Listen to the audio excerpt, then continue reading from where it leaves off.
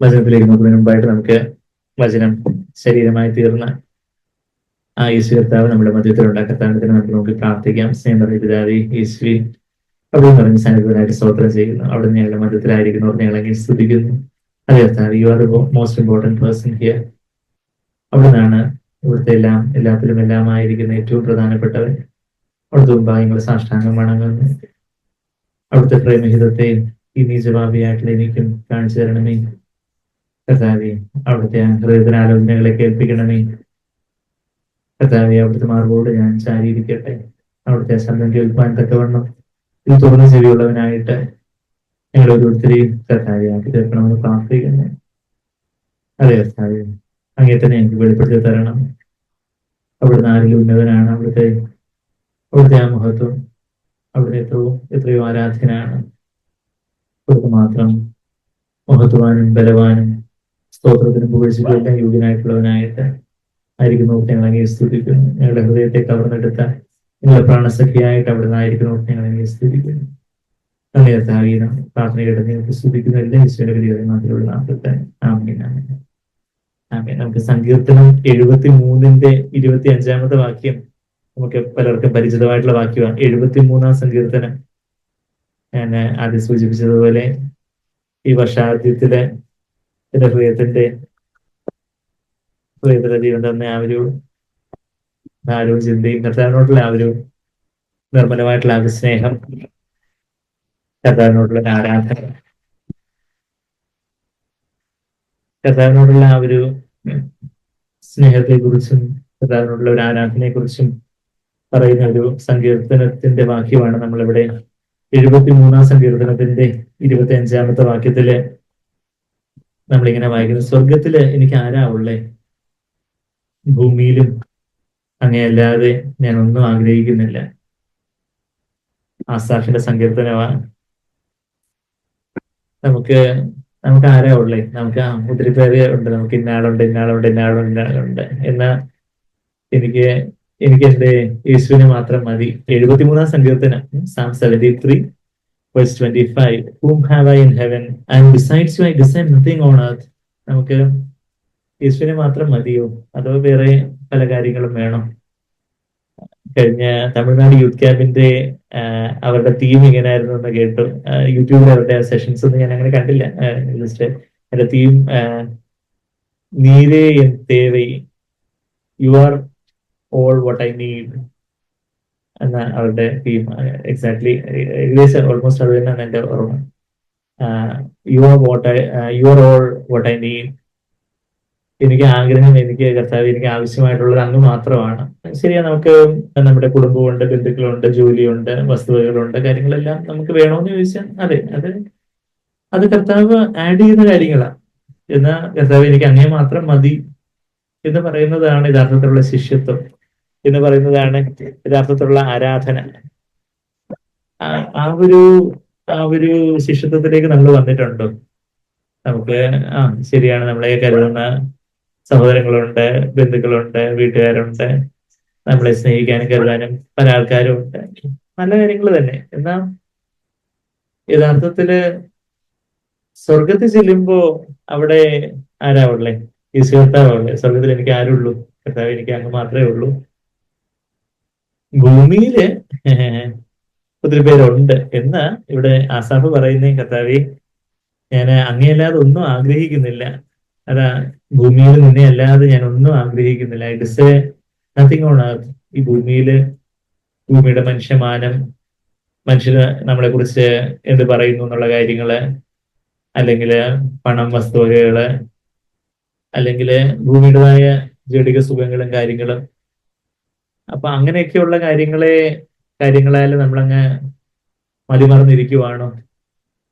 73 സങ്കീർത്തനം 73 സങ്കീർത്തനത്തിന്റെ 25 വാക്യം നമ്മളിപ്പം ചിന്തിച്ചു തുടങ്ങി. കർത്താവിനോടുള്ള ആദ്യ സ്നേഹത്തെ കുറിച്ചുള്ള വാക്യങ്ങൾ പുതുവർഷത്തിന് ആരംഭത്തിൽ തന്നെ കർത്താവ് ഹൃദയത്തില് നിർത്തി കഴിഞ്ഞ് എൽഡേഴ്സ് മീറ്റിങ്ങിന് അവിടെ സാങ്ക്ലറൊക്കെ മണിക്കൂറുകൾ സംസാരിക്കുമായിരുന്നു. പക്ഷെ നമുക്കത് മണിക്കൂർ സമയം പോകുന്നത് അറിയത്തില്ല. വെറുതെ ഇരുന്നൊക്കെ സംസാരിക്കുക. വിൻസെന്റ് അപ്പുറത്ത് ട്രാൻസ്ലേറ്റ് ചെയ്യുന്നുണ്ട്. പാട്ടൊന്നുമില്ല.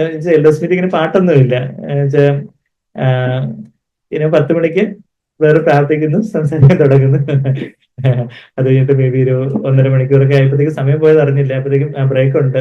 ബ്രേക്ക് ഇല്ലാതെങ്കിലും കുഴപ്പമില്ലായിരുന്നു, കുറച്ച് കഴിയുമ്പോഴത്തേക്ക് അതുപോലെ അതുപോലെ അനോയിന്റഡ് ആയിട്ടുള്ള ആ ഒരു സന്ദേശങ്ങള് ഇടയ്ക്ക് ഇത് അത് കഴിഞ്ഞിട്ട് പിന്നെയും ഉച്ചയ്ക്ക് മേ ബി എനിക്ക് തോന്നുന്നൊരു ഇടയ്ക്കെങ്ങാണ്ട് ഒരു 11:30 ബ്രേക്ക് ഉണ്ടായിരുന്നു. പിന്നെ ഒരു 1 മണിക്കോ 1:30 എങ്ങാണ്ട് ഒരു ബ്രേക്ക് ഉണ്ട്.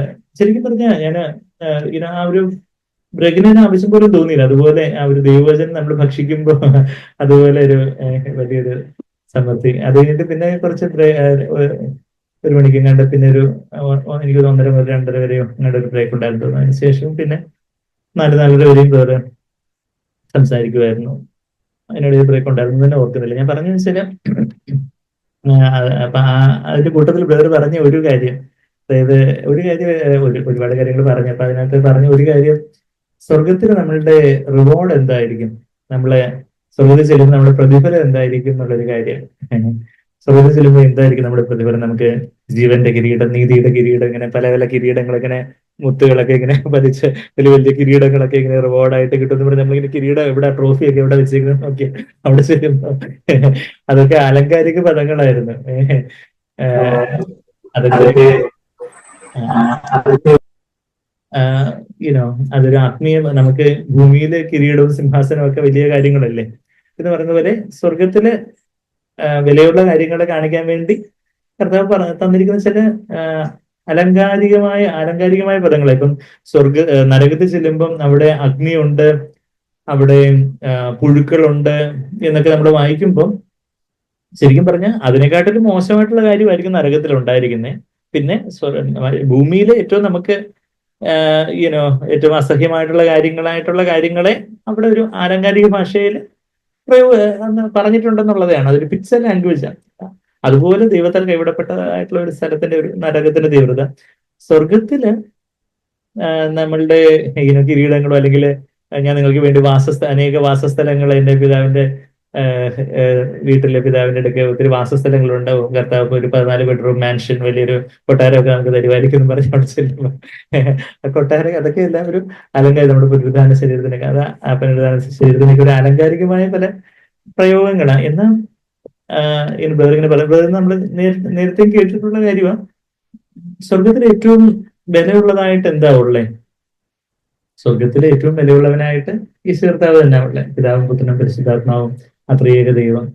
അപ്പൊ ആ ദൈവത്തോട് ഏറ്റവും ചേർന്നിരിക്കുന്നതാണ് ഏറ്റവും വലിയ പ്രതിഫലം. സ്വർഗത്തിലെ ഏറ്റവും വലിയ പ്രതിഫലം എന്ന് പറഞ്ഞാൽ എന്താ?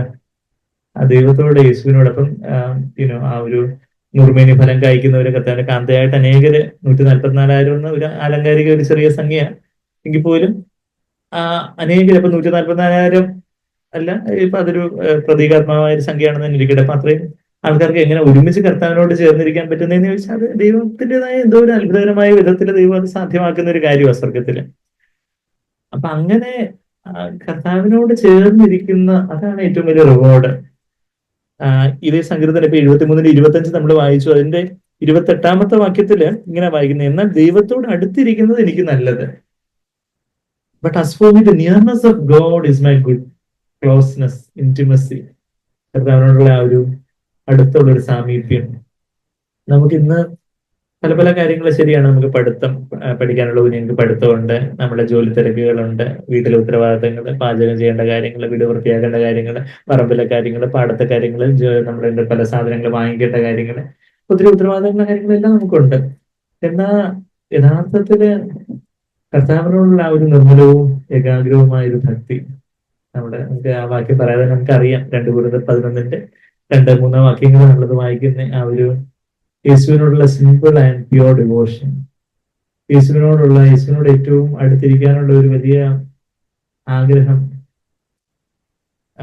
നമ്മൾ ആ പാട്ടിൽ പാടിയതുപോലെ, കർത്താവെ എന്നെ നിന്ന് മാർവിങ്കൽ ചേർപ്പാനായി ഞാൻ വന്നിതാ നിൻ പാദത്തിൽ. കർത്താവിന്റെ അറിവോട് ചാരുവാന ഉള്ള ഒരു ആഗ്രഹം.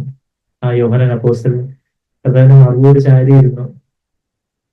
അത് നമ്മൾ എന്തോ ഒരു വൈകാരികമായ ഒരു തലത്തിലുള്ള എന്തോ അങ്ങനെ ഒരു കാര്യമല്ല, മറിച്ച് ആത്മാവിന്റെ തലത്തില്, വികാരങ്ങളൊക്കെ ദേഹിയുടെ തലത്തിലുള്ള കാര്യമല്ല, ആത്മാവിന്റെ തലത്തില് കർത്താവിനോട് ഒന്നായി ചേരുന്നത് എങ്ങനെയാന്ന് ചോദിച്ചാൽ നമ്മളിപ്പോഴും പറയുന്നത് പോലെ നമ്മെ തന്നെ അങ്ങ് വട്ടപൂജ്യമായിട്ട് സീറോ ആയിട്ട് തന്നെ നമ്മളുടെ ആ വിൽ, നമ്മളുടെ ആ ദേഹിയിലുള്ള അല്ലെങ്കിൽ ആ ദേഹിയുടെ കറസ്പോണ്ടിങ് ആയിട്ടുള്ള വിശുദ്ധ സ്ഥലത്ത് അതിവിശുദ്ധ സ്ഥലത്തിലേക്കുള്ള ഒരു വാതിലായിട്ടുള്ളത് എന്താന്ന് ചോദിച്ചാൽ അവിടെ നമ്മുടെ will is the door to the spirit എന്ന് സാങ്ക്ലർ പറയുന്നത് പോലെ നമ്മളുടെ ആ ഇച്ഛ എന്ന് പറഞ്ഞാൽ നമ്മുടെ തീരുമാനം എടുക്കാനുള്ള നമ്മുടെ ഒരു കഴിവ്, ആ വിൽ പവർ, അവിടെ നമ്മെ തന്നെ ദൈവമുമ്പാകെ നമ്മളെ ഒരു ജീവനുള്ള യാഗമായിട്ട് നമ്മുടെ പാടിയ പാട്ടിൽ പറയുന്നത് പോലെ ജീവബലിയായി ആശയോടെ യേശുവേ എന്നെ താൻ ജീവബലിയായി നൽകിയിടുന്നേ. ആ ആശയോടെ കർത്താവ് ആയുസിന്റെ നാളെല്ലാം അവിടുന്ന് പോയ ആ വഴിയെ എനിക്ക് പോകണം. കർത്താവ് മുന്നോടിയായിട്ട് പോയി കർത്താവ് ആ കാൽപാദങ്ങളിൽ തന്നെ പദപൂർന്ന് എനിക്ക് പോകണം. കർത്താവ് പോയ ആ കാൽപ്പാടുകൾ എന്ന് പറഞ്ഞാൽ അത് സ്നേഹത്തിന്റെയും വിശ്വാസത്തിന്റെയും കാൽപാദങ്ങളായിരുന്നു. Faith and love and also that is the foot steps of not my will but thy will. അതായത് എന്റെ ഇഷ്ടമല്ല അവിടുത്തെ ഇഷ്ടം, എന്റെ ഇഷ്ടമല്ല അവിടുത്തെ ഇഷ്ടം എന്നുള്ളതായിരുന്നു യേശുവിന്റെ കാൽപാദങ്ങൾ. വേറൊരു തരത്തിൽ വേറൊരു ആംഗിളിലൂടെ പറയുവാണെങ്കിൽ അത് വിശ്വാസത്തിന്റെയും സ്നേഹത്തിന്റെയും കാൽപാദങ്ങളായിരുന്നു. പിതാവിലുള്ള ഒരു വിശ്വാസം, പിതാവിനോടും എല്ലാവരോടും ഉള്ള ഒരു സ്നേഹം, ആ കാൽപാദങ്ങളായിരുന്നു യേശു പോയത്.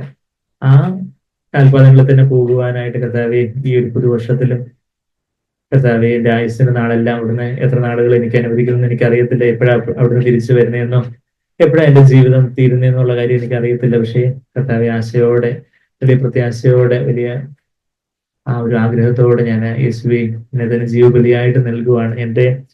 എന്റേതായ ചില ഇഷ്ടങ്ങളോ താല്പര്യങ്ങളോ ഒക്കെ ഉണ്ട്. അതെല്ലാം കർത്താവെ ഞാനങ്ങ് അവിടുത്തെ കാൽപാദത്തെങ്കിൽ കർത്താവെ എന്നെ തന്നെ അങ്ങ് താഴ്ത്തി ഏൽപ്പിക്കുന്നു. നമ്മളുടെ ജീവിതത്തിലെ ഡ്രൈവിംഗ് സീറ്റ് കർത്താവിനായിട്ട് ഒഴിഞ്ഞു കൊടുക്കണമെന്ന് ഞാൻ പലപ്പോഴും പറയുന്നത് പോലെ എന്ന് പറഞ്ഞാല് കർത്താവെ എന്റെ ജീവിതത്തിന്റെ തീരുമാനങ്ങളെല്ലാം അവിടുന്ന് എടുക്കണം. ഞാൻ എങ്ങനെ സമയം ചെലവഴിക്കണം, എന്തിപ്പം പഠിക്കണം, എപ്പം റെസ്റ്റ് എടുക്കണം, എന്ത് വായിക്കണം, എന്ത് നോക്കണം, ആരോട് സംസാരിക്കണം, എങ്ങനെ സംസാരിക്കണം. നമുക്ക് തോന്നുന്ന പോലെ നമ്മുടെ പണം ചെലവഴിക്കുന്നു, നമുക്ക് തോന്നുന്ന പോലെ നമ്മളെ എന്തെങ്കിലുമൊക്കെ വായി വരുന്നെങ്കിൽ വിളിച്ചു പറയുന്നു, നമുക്ക് തോന്നുന്ന പോലെ നമ്മുടെ സമയവും നമ്മളുടെ മൊബൈൽ ഉപയോഗവും ഒക്കെ നമ്മളുടെ തോന്നുന്ന പോലെയുള്ള ഒരു ജീവിതമാണെങ്കിൽ അവിടെ നമ്മൾ തന്നെ വീണ്ടും കർത്താവിനെ ഡ്രൈവിംഗ് സീറ്റിൽ നിന്ന് തള്ളി മാറ്റി ഡോറിൽ നിന്ന് ചിലപ്പോൾ തള്ളിക്കളഞ്ഞാണ് കർത്താവിനെ അങ്ങ് പിടിച്ചു മാറ്റിയിട്ട് നമ്മൾ തന്നെ ഡ്രൈവിംഗ് സീറ്റിൽ കയറി ഇരിക്കുകയാണ്.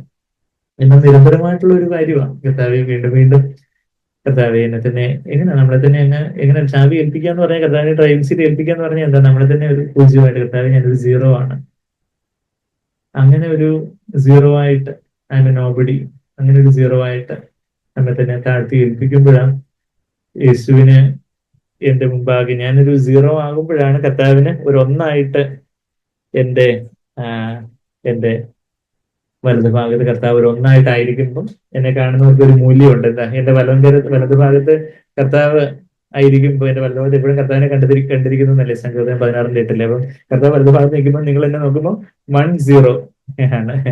അപ്പോ അതുപോലെ വേറൊരു സഹോദരനോ സഹോദരി അതുപോലെ സീറോ ആയിട്ട് വരുവാണെങ്കിൽ എങ്ങനെയാ 10 എന്നുള്ളത് 1, 0, ഞാനിവിടെ സീറോ ആയിട്ട് നിൽക്കുന്നു, കർത്താവ് ഇവിടെ ഒന്നായിട്ട് എന്റെ വലതുവശത്ത് നിൽക്കുന്നു. അപ്പം എന്നെ കാണുന്നവർക്കെല്ലാം അത്രയും 10 മൂല്യമുണ്ട്. എന്നാൽ വേറൊരു സീറോ ആയിട്ടുള്ള ഒരു സഹോദരൻ സഹോദരിയും കൂടെ അതുപോലെ കർത്താവിനോട് ചേർന്ന് നിൽക്കുവാണെങ്കിൽ 10 11 ആവുന്നേ, എത്ര ആവുന്നേ, 100 ആകും. ഒരു സീറോയും കൂടെ ഇവിടെ 1, 0 പിന്നെ ഒരു 0. അതാ സഭ. 2 3 പേര് എന്റെ നാമത്തിൽ കൂടി വരുന്നിടത്ത് സഭയുടെ ശക്തി എന്ന് പറഞ്ഞാൽ അവിടെ 2 പേരല്ല മറിച്ച് 100, ചില 2 പൂജ്യങ്ങൾ, 2 0 ആയാലേ 100 ആവത്തുള്ളൂ. അല്ലെങ്കിൽ ഇവിടെ നിൽക്കാൻ പറ്റത്തില്ല. പിന്നെ ഒരു പൂജ്യം കൂടെ നിൽക്കുമ്പോൾ 1000 ആയി, പിന്നെ 10,000 ആയി, പിന്നെ 1,00,000 10,00,000 കോടിയായി, 10 കോടിയായി. അങ്ങനെ അതാണ് സഭയുടെ യഥാർത്ഥത്തിൽ സീറോ ആകുന്നവർക്ക് ആ ഒരു സഭയുടെ ശക്തിയാകുവാൻ ഒക്കെ ഉള്ള അതാ കൂട്ടായ്മയുടെ ഒരു ശക്തി. അപ്പം നമ്മളൊരു സീറോ ആയിട്ട് നമ്മെ തന്നെ കർത്താവിനായിട്ട് ഏൽപ്പിച്ചു കൊടുത്തിട്ടുണ്ടോ? സ്വർഗത്തിൽ എനിക്ക് ആരുള്ളൂ, ഭൂമിയിലും അങ്ങനെയല്ലാതെ ഭൂമിയിൽ ഇന്ന് നമ്മള് ആഗ്രഹിക്കുന്ന, സ്വാഭാവികമായിട്ട് നമ്മുടെ ജഡം ആഗ്രഹിക്കുന്ന കാര്യങ്ങളാ മോഹം, ജഡമോഹം, ജീവനത്തിന്റെ പ്രതാപം. നമ്മൾ 1 യോഹന്നാൻ 2:15-16 വാക്യങ്ങൾ നമ്മളത് കാണുന്നുണ്ട്. അതായത് മനുഷ്യമാനം, ജീവനത്തിന്റെ പ്രതാപം എന്ന് പറഞ്ഞാൽ മനുഷ്യമാനം. ബാക്കിയുള്ളവർ എന്ത് പറയും, അതെന്ത് പറയും അവര്, മനുഷ്യമാനം. പിന്നെ ജഡമോഹം, അത് ലൈംഗികമായിട്ടുള്ള കാര്യങ്ങളാവട്ടെ, ലൈംഗികതയാവട്ടെ, ഭക്ഷണമാകട്ടെ, ഉറക്കമാവട്ടെ, അതെല്ലാം ദൈവം വെച്ചിരിക്കുന്ന വൃത്തത്തിന് വെളിയിലോട്ട് പോകുമ്പോൾ പിന്നെ കൺമോഹം, കാണുന്ന എല്ലാം വേണമോ, എനിക്ക് അതുപോലെ ഇതുപോലെ വേണം, അത് എല്ലാവരും പണവും കൊണ്ട് വാങ്ങിക്കാൻ പറ്റുന്ന കാര്യങ്ങളാണ് കൺമോഹം എന്ന് പറയുന്നത്. അപ്പൊ ആ പണത്തോടും പിന്നെന്താ മനുഷ്യമാനത്തോടും ജടിക സുഖങ്ങളോടും ഒക്കെ ഉള്ള ആ ഒരു സ്വാഭാവികമായിട്ടുള്ള ഒരു ആക്രാന്തം നമ്മുടെ ജഡത്തിനുണ്ട്. എന്നാൽ ആ ജഡത്തെ, സ്വന്തം ഇഷ്ടത്തെ ഒരു കർത്താവിന് മുമ്പാകെ താഴ്ത്തുമ്പോൾ എന്റെ ആ ഇച്ഛയില്, എന്റെ വിൽ പവറില് അവിടെ എനിക്കൊരു ചോയ്സ് ഉണ്ട്. എന്നെ തന്നെ ഉയർത്താം, അല്ലെങ്കിൽ എന്നെ തന്നെ താഴ്ത്താം. എന്നെ തന്നെ ഞാൻ അവിടെ താഴ്ത്തി കർത്താവിനെ ഏൽപ്പിക്കുമ്പോഴാണ് എന്റെ ആ ആ സുവർണ അൽത്താരയോട് ചേർന്നുള്ള എന്തുണ്ട്, ജഡമാകുന്ന ഒരു തിരശ്ശീല അവിടെ ഉണ്ട്. ആ ജഡമാകുന്ന തിരശ്ശീല ദൈവത്തിന്റെ വചനമാകുന്ന വാള്, ആ ദൈവത്തിന്റെ വചനത്തിന് എന്റെ ആ സ്വന്തം ഇഷ്ടമാകുന്ന ആ ജഡമാകുന്ന തിരശ്ശീല ഞാൻ അങ്ങ് ഏൽപ്പിച്ചു കൊടുക്കുമ്പോൾ അവിടെ ദൈവത്തിന്റെ വചനം ആകുന്ന വാള് ഈ തിരശ്ശീലയുടെ മേൽ പതിക്കുമ്പോൾ അവിടെ ഒരു ക്രോസ് ആയി അല്ലെ.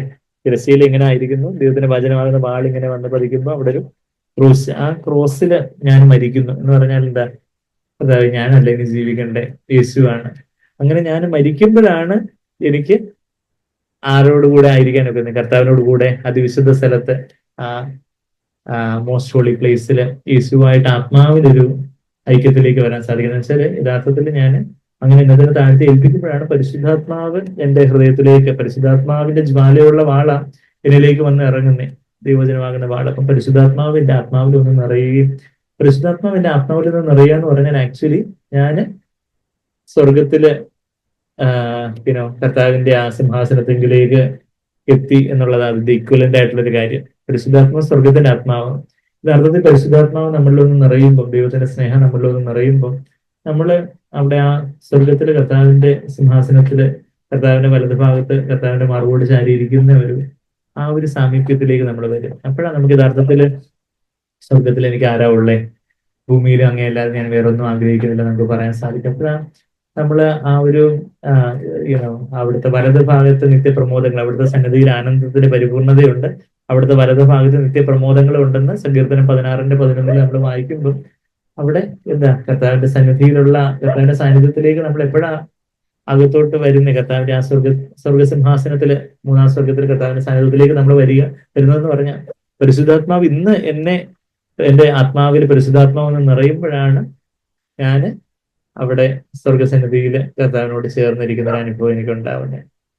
അപ്പോഴാ യഥാർത്ഥത്തില് ഇതാ സ്വർഗം. യഥാർത്ഥത്തിൽ പരിശുദ്ധാത്മാവിന്റെ യഥാർത്ഥത്തിലുള്ള നിറവാണ് സ്വർഗത്തിന്റെ ഒരു അനുഭവം. ആ പരിശുദ്ധാത്മാവിന്റെ നിറവ് അതിനെക്കുറിച്ചൊരു ഉറപ്പില്ലാത്തവര് തീർച്ചയായിട്ടും അത് കർത്താവേ എന്നെ അവിടുത്തെ ആത്മാവിനെ നിറയ്ക്കണമേ എന്നുള്ള വലിയൊരു പ്രാർത്ഥനയോടെ, ദാഹത്തോടെ തന്നെ സമ്പൂർണ്ണമായിട്ട് ഒന്നുമില്ല. നമ്മളുടെ എന്തെങ്കിലും നമ്മൾ എന്തോ വിശുദ്ധമായിട്ട് ജീവിച്ചാല് കർത്താവ് പരിശുദ്ധാത്മാവിനെ തരുമെന്നല്ല, മറിച്ച് പരിശുദ്ധാത്മാവിനെ തന്നാലേ കർത്താവിന് നമുക്ക് വിശുദ്ധമായിട്ട് ജീവിക്കാൻ ഒക്കത്തുള്ളൂ. അപ്പൊ പരിശുദ്ധാത്മാവ് നമ്മളെ വീണ്ടും ജനിക്കുന്നതിന് പരിശുദ്ധാത്മാവ് നമ്മുടെ ഹൃദയങ്ങളിലേക്ക് വന്നു കഴിഞ്ഞു, നമ്മളൊരു പുതു സൃഷ്ടിയായി തീർന്നു. എന്നാൽ ആ പരിശുദ്ധാത്മാവ്, സ്വർഗത്തിന്റെ ആത്മാവ് നമ്മളുടെ നിറയുന്ന ഒരു അനുഭവം, കർത്താവിന്റെ ശക്തിയും സ്നേഹവും. നിങ്ങളുടെ ശക്തി, പരിശുദ്ധാത്മാവ് നിങ്ങളുടെ മേൽ വരുമ്പോൾ നിങ്ങൾ ശക്തി ലഭിക്കുന്നവരാകുന്നു. അപ്പോസ്തല പ്രവൃത്തികൾ 1:8 നമ്മൾ വായിക്കുന്നുണ്ട്. പിന്നെ റോമർ 5:5 വായിക്കുന്നത് പരിശുദ്ധാത്മാവ് നമ്മളിലെ ദൈവത്തിന്റെ സ്നേഹത്താൽ നിറയ്ക്കും. അപ്പൊ ആ ദൈവത്തിന്റെ ആ ശക്തിയും സ്നേഹവും നമ്മളിൽ നിറയുന്ന ഒരു അനുഭവം നമുക്ക് ഉണ്ടായിട്ടുണ്ടോ? ഇപ്പൊ നമുക്കുണ്ടോ? എന്നോ എപ്പോഴോ ഉണ്ടായി എന്നുള്ളതാണോ? അതോ നമുക്ക് ഇപ്പോ കർത്താവിന്റെ ആ സ്നേഹം നമ്മുടെ ഫീലിങ്സ് ഉണ്ടെങ്കിലും നമുക്ക് തോന്നുന്നല്ല, മറിച്ച് നമ്മളൊരു നല്ല മനസാക്ഷിയോടെ ദൈവം മുമ്പാകെ സമ്പൂർണ്ണമായിട്ട് സമർപ്പിതമാണെങ്കിൽ, സമ്പൂർണ്ണമായിട്ട് നമ്മളെ തന്നെ അങ്ങ് താഴ്ത്തി ഏൽപ്പിച്ചിട്ടുണ്ടെങ്കിൽ പരിശുദ്ധാത്മാവ് നമ്മളുടെ വന്ന് നിറയുമ്പോൾ കർത്താവിന്റെ ഒരു ശക്തി, പാപത്തെ ജയിക്കാനും ലോകത്തെ ജയിക്കാനും കർത്താവിന്റെ സാക്ഷിയാകാനുള്ള ഒരു ശക്തി, കർത്താവിന്റെ ആ ഒരു സ്നേഹം, കർത്താവിനുള്ള ഒരു ആദ്യ സ്നേഹം നമ്മളുടെ ഹൃദയത്തിൽ വന്ന് നിറയാം.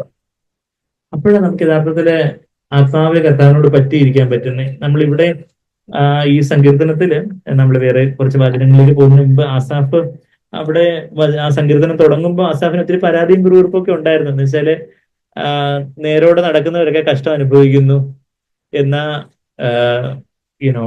ദുഷ്ടന്മാരൊക്കെ തഴച്ച് വളരുന്നവനൊക്കെ തോന്നുന്നു. അപ്പൊ എന്താ ദൈവമേ ഇങ്ങനെ, ഞാൻ എന്റെ കൈകളെ ശുദ്ധമായിട്ട് സൂക്ഷിച്ചതൊക്കെ വെറുതെ ആയിരുന്നു എന്നൊക്കെയാണ് അതിന്റെ ആ 3-ാമത്തെ വാക്യത്തില് ദുഷ്ടന്മാരുടെ സൗഖ്യം കണ്ടിട്ട് എനിക്ക് അഹങ്കാരികളോട് അസൂയ തോന്നി. ദുഷ്ടന്മാര് വലിയ സൗഖ്യത്തോടൊക്കെ ജീവിക്കുന്നു, ദൈവമക്കള് കഷ്ടം, പ്രശ്നങ്ങള്, പല പരാധീനതകള്. അപ്പൊ എനിക്ക് അസൂയ തോന്നി. അവര് ദൈവത്തെ വിളിക്കാതെ ജീവിക്കുന്നവര് അവരത്ര സമാധാനത്തോടെ ജീവിക്കുന്നു. ഞങ്ങൾ ഈ ദൈവത്തെയൊക്കെ വിളിച്ചിട്ട് ഇതുപോലൊക്കെ ആണല്ലോ, എനിക്ക് വേണ്ടുന്ന മാർക്കൊന്നും കിട്ടിയില്ലല്ലോ എന്നൊക്കെ നമ്മളിങ്ങനെ നമുക്കൊരു അസൂയൊക്കെ തോന്നി, ഒരു പരാതി കുറുകുറുപ്പൊക്കെ നമ്മൾ പറഞ്ഞില്ലെങ്കിൽ അപ്പൊ അങ്ങനെയൊക്കെ നിന്ന് അങ്ങനെയൊക്കെ എന്ത് പുള്ളി അങ്ങനെ അങ്ങ് ആശ്രമം വല്ലാതെ നിരാശപ്പെട്ടിരിക്കുന്ന സമയത്ത് എപ്പോഴാണ് പുള്ളിക്ക് ബോധം ഉദിച്ചെന്ന് ചോദിച്ചാൽ ഒടുവിൽ 17-ാമത്തെ വാക്യത്തിലാണ്. 73-ാം സങ്കീർത്തനത്തിന്റെ 17-ാമത്തെ വാക്യത്തിൽ ഒടുവിൽ ഞാൻ ദൈവത്തിന്റെ വിശുദ്ധ മന്ദിരത്തിൽ ചെന്ന് അവരുടെ അന്തം എന്താകും എന്ന് ചിന്തിച്ചു. ഇവരിപ്പം വലിയ പുള്ളിയായിട്ട് ഇരിക്കുന്നു, എന്നാ ഇവരിങ്ങനെ അങ്ങ് പോയാൽ, ദുഷ്ടന്മാര് ദൈവത്തെ അറിയാതെ ജീവിക്കുന്നവര് അവരങ്ങനെ അങ്ങ് പോയാൽ അവര് എവിടെ നിൽക്കുന്നേ? 18-ാമത്തെ വാക്യം, നിശ്ചയമായി നീ അവരെ വഴുവഴുപ്പിൽ നിർത്തുന്നു. വഴുവഴുപ്പുള്ള നിലത്ത് നിന്ന് നിന്നാ എങ്ങനെ ഇരിക്കും? എപ്പോഴാ നടുപിടിച്ചത് താഴെ വീഴുന്നതെന്ന് പറയാനൊക്കത്തില്ല. വലിയ സ്ലിപ്പറി പ്ലേസസിൽ നിൽക്കുക അവര്. ദൈവം ഇല്ലാത്തവര് നമ്മൾ തോന്നുമ്പോൾ വലിയ സൗഖ്യത്തോടെ, അവര് വലിയ ഗമയോടെ, വലിയ ഇതൊക്കെ ആയിട്ട്, വലിയ ധാർഷ്ട്യത്തോടൊക്കെ ആയിരിക്കുന്നു. എന്ന് യഥാർത്ഥത്തിൽ അവർ എവിടെ ഉള്ളതെന്ന് വെച്ചാൽ വഴുവഴുപ്പുള്ള നിലത്താ. അവര് അല്ലാതെ സ്ലിപ്പറി പ്ലേസസിലാണ് നിൽക്കുന്നത്. അതാ അതിന്റെ ആ 18-ാമത്തെ വാക്യം, നിശ്ചയമായി നീ അവരെ വഴുവഴുപ്പിൽ നിർത്തുന്നു, നീ അവരെ നാശത്തിൽ തള്ളിയിടുന്നു, നിത്യനാശത്തിലേക്ക് വിശാലമായ വഴിയിലൂടെ അവർ പോവുക. അതിന്റെ 73-ാം സങ്കീർത്തനത്തിന്റെ 18-ാമത്തെ വാക്യം. എത്ര ക്ഷണത്തിൽ അവർ ശൂന്യമായി പോയി. അവർ മെരുൾച്ചകളാൽ അശേഷം മുടിഞ്ഞു പോയിരിക്കുന്നു. Swept away by sudden terrors. ഭയങ്കര മെരുൾച്ചകൾ ഒരു വാക്ക് മലയാളത്തിൽ എഴുതിയിരിക്കുന്ന, പെട്ടെന്നുള്ള ഭയങ്കര ഭയാനകമായ കാര്യങ്ങൾ കൊണ്ട് അവര് അങ്ങ് അശേഷം മുടിഞ്ഞു പോകുന്നു. ഉണരുമ്പോൾ ഒരു സ്വപ്നത്തെ പോലെ കർത്താവേ നീ ഉണരുമ്പോൾ അവരുടെ രൂപത്തെ തുച്ഛീകരിക്കും. ഇങ്ങനെ എന്റെ ഹൃദയം വ്യസനിക്കുകയും എന്റെ അന്തരംഗത്തിൽ കുത്തുകൊള്ളുകയും ചെയ്തപ്പോൾ ഞാൻ പൊട്ടനും ഒന്നും അറിയാത്തവനുമായിരുന്നു. അപ്പൊ ഞാൻ ശരിക്കും ദൈവത്തെ ചോദ്യം ചെയ്തപ്പോൾ ഞാൻ പൊട്ടനും ഒന്നും അറിയാത്തവനായിരുന്നു, നിന്റെ മുമ്പിൽ മൃഗം പോലായിരുന്നു, എന്നിട്ടും ഞാൻ എപ്പോഴും നിന്റെ അടുക്കൽ ഇരിക്കുന്നു. നീ എന്നെ വലങ്കൈ പിടിച്ചിരിക്കുന്നു. കർത്താവ് എന്നെ വലകയും പിടിച്ചിരിക്കുന്നു. നിന്റെ ആലോചനയിൽ നീ എന്നെ നടത്തും. പിന്നത്തെ ഇതിൽ മഹത്വത്തിലേക്ക് എന്നെ കൈക്കൊള്ളും. നാശത്തിലേക്ക് അവർ പോകുമ്പോൾ മഹത്വത്തിലേക്ക് കർത്താവെ അവിടെ തന്നെ കൈക്കൊള്ളും. അതിന്റെ പറയുക, സ്വർഗത്തിൽ എനിക്ക് ആരുള്ള, ഭൂമിയിലും അങ്ങല്ലാതെ ഞാനൊന്നും ആഗ്രഹിക്കുന്നില്ല. എന്റെ മാംസവും ഹൃദയവും ഒക്കെ ക്ഷയിച്ചു പോകും. എന്റെ മാംസം, എന്റെ ഈ ശരീരമൊക്കെ ക്ഷയിച്ചു പോകും. എന്റെ ഹൃദയം, സ്വാഭാവികമായിട്ടുള്ള എന്റെ ഹൃദയവും അതെല്ലാം കർത്താവേ അതെല്ലാം ക്ഷയിച്ചു പോകും. ഹൃദയത്തിന് എന്തെങ്കിലും സാക്ബർ ഇങ്ങനെ പറയുന്നുണ്ട്, ഹാർട്ടിന് വല്ല പ്രോബ്ലം ഉള്ളവർക്കുള്ള വേഴ്സ് ആണ്. നമ്മുടെ my heart may fail, heart failure ഒക്കെ ഉണ്ടായാലും എന്താ പറയുന്നത്, my flesh and my heart may fail but God is the strength of my heart and my portion for ever. എനിക്ക് ഹാർട്ട് അറ്റാക്കോ ഹാർട്ടിന് ചില പ്രോബ്ലം ഒക്കെ ഉണ്ടായേക്കും, പക്ഷെ എന്താ, ദൈവം എന്നേക്കും എന്റെ ഹൃദയത്തിന്റെ പാറയും ഓഹരിയും ആകുന്നു. കർത്താവാണ് എന്നെ ശക്തിപ്പെടുത്തുന്നത്. ഇതാ നിന്നോട് അകന്നിരിക്കുന്നവർ നശിച്ചു പോകും, നിന്നെ വിട്ട് പരസംഗം ചെയ്യുന്ന എല്ലാവരെയും നീ സംഹരിക്കും. എന്നാൽ ദൈവത്തോട് അടുത്തിരിക്കുന്നത് എനിക്ക് നല്ലതാണ്. Nearness to the Lord. നിന്റെ സകല പ്രവൃത്തികളെയും വർണ്ണിക്കേണ്ടതിന് ഞാൻ യഹോവയായ കർത്താവിനെ എന്റെ സങ്കേതമാക്കിയിരിക്കുന്നു. കർത്താവ് നമ്മുടെ സങ്കേതമായിരിക്കുമ്പോൾ കർത്താവിന്റെ പ്രവൃത്തികളെ കുറിച്ച് നമുക്ക് വർണ്ണിക്കാനും മറ്റുള്ളവരോട് പറയാനും സാധിക്കും. നമ്മളുടെ സങ്കേതമായിട്ട്, നമ്മുടെ ആശ്രയമായിട്ട്, നമ്മുടെ എല്ലാമായിട്ട് യേശു കർത്താവ് നമ്മളുടെ അടുത്തുണ്ടോ? നമ്മള് 1 കൊരിന്ത്യർ 6-ാം അധ്യായത്തിന്റെ 17-ാമത്തെ വാക്യം നമ്മൾ പലപ്പോഴും വായിച്ചിട്ടുള്ള, കണ്ടിട്ടുള്ള വാക്യമാണ്. നമ്മൾ യഥാർത്ഥത്തിൽ ജീവബലിയായിട്ട് നമ്മെ തന്നെ നൽകുമ്പോൾ, പരിശുദ്ധാത്മാവ് നമ്മളിലൊന്ന് നിറയുമ്പോൾ സംഭവിക്കുന്ന ഒരു കാര്യമാണ് നമ്മൾ വായിക്കുന്നത്. കർത്താവിനോട് ആത്മാവിൽ പറ്റിച്ചേരുന്നതിന്റെ കാര്യമാണ് നമ്മൾ വായിക്കുന്നത്. അതാ 1 കൊരിന്ത്യർ 6-ന്റെ 17-ാമത്തെ വാക്യം. But the one who joins himself to the Lord is one spirit with him. കർത്താവിനോട് പറ്റിച്ചേരുന്നവനോ അവനുമായി ഏക ആത്മാവാകുന്നു. നമ്മള് ആത്മാവിലെ നമുക്ക് കർത്താവിനോട് പറ്റിച്ചേരാനൊക്കെ ഉള്ളൂ. നമ്മുടെ ഈ ദേഹത്തിൽ പറ്റത്തില്ല. പുനരുദ്ധാന ശരീരത്തിലേ കർത്താവിനോട് നമുക്ക് പറ്റിച്ചേരാനൊക്കെ ഉള്ളൂ. അതാ മഗ്ദലക്കാരത്തി മറിയ കർത്താവിനെ പറ്റിച്ചേരാൻ പോയപ്പോഴത്തേക്കും, എന്നോട് ക്ലിങ് ഓൺ ചെയ്യരുത്, ഞാൻ പിതാവിന്റെ അടുക്കിലേക്ക് പോവുകയാണെന്ന് യോഹന്നാൻ 20-ാം അധ്യായത്തിൽ അവിടെ കർത്താവ് പറയുന്നത്. നമ്മളുടെ ഈ ശരീരത്തിൽ നമുക്ക് കർത്താവിനോട് പറ്റിച്ചേരാൻ പറ്റത്തില്ല. നമ്മുടെ ഈ ദേഹിയിലും കർത്താവിനോട് ഒന്നായി ചേരാൻ പറ്റത്തില്ല. നമ്മുടെ ആത്മാവിലേ പറ്റത്തുള്ളൂ. ആത്മാവിന്റെ തലത്തിൽ കർത്താവിനോട് ഒന്നായി ചേരണമെങ്കിൽ നമ്മളുടേതായ എല്ലാ കാര്യങ്ങളും കർത്താവെ, ഇപ്പൊ നമുക്ക് നമ്മുടെ ഭാവിയെ കുറിച്ചുള്ള ചില ആകുല ചിന്തകളോ ആശങ്കകളോ ഒക്കെ കാണും. നമ്മുടെ മക്കളെ കുറിച്ച്, നമ്മുടെ ഭാവിയെ കുറിച്ച്, നമ്മുടെ പരീക്ഷയെ കുറിച്ച്, നമ്മുടെ റിസൾട്ടിനെ കുറിച്ച്, നമ്മളുടെ വേറെ പല പല കാര്യങ്ങളെ കുറിച്ച് നമുക്ക് പല ആകുല ചിന്തകളും പല തരത്തിലുള്ള പല പ്രയോറിറ്റീസും ഒക്കെ കാണും. പക്ഷെ കർത്താവെ, എനിക്കൊന്നും വേണ്ട കർത്താവെ, എനിക്ക് അങ്ങേ മാത്രം മതി, അവിടുത്തെ ഇഷ്ടം മാത്രം മതി എന്നെ തന്നെ ഞാൻ അങ്ങ് താഴ്ത്തി ഏൽപ്പിക്കുന്നു എന്ന് പറഞ്ഞ് നമ്മളെ തന്നെ അങ്ങ് താഴ്ത്തി ഏൽപ്പിക്കുവാണെങ്കിൽ അവിടെയാണ് യഥാർത്ഥത്തിലൊരു ആത്മാവിലെ പരിശുദ്ധാത്മാവ് നിറഞ്ഞ് കർത്താവിനോട് ഒരുമിച്ചിരിക്കുന്ന കർത്താവിനോടുള്ള ഒരു ഹൃദ്യമായിട്ടുള്ള ഒരു ഒന്നായിരിക്കുന്നതിന്റെ ഒരു സന്തോഷം നമുക്ക് അനുഭവിക്കാനൊക്കെ ഉള്ളു.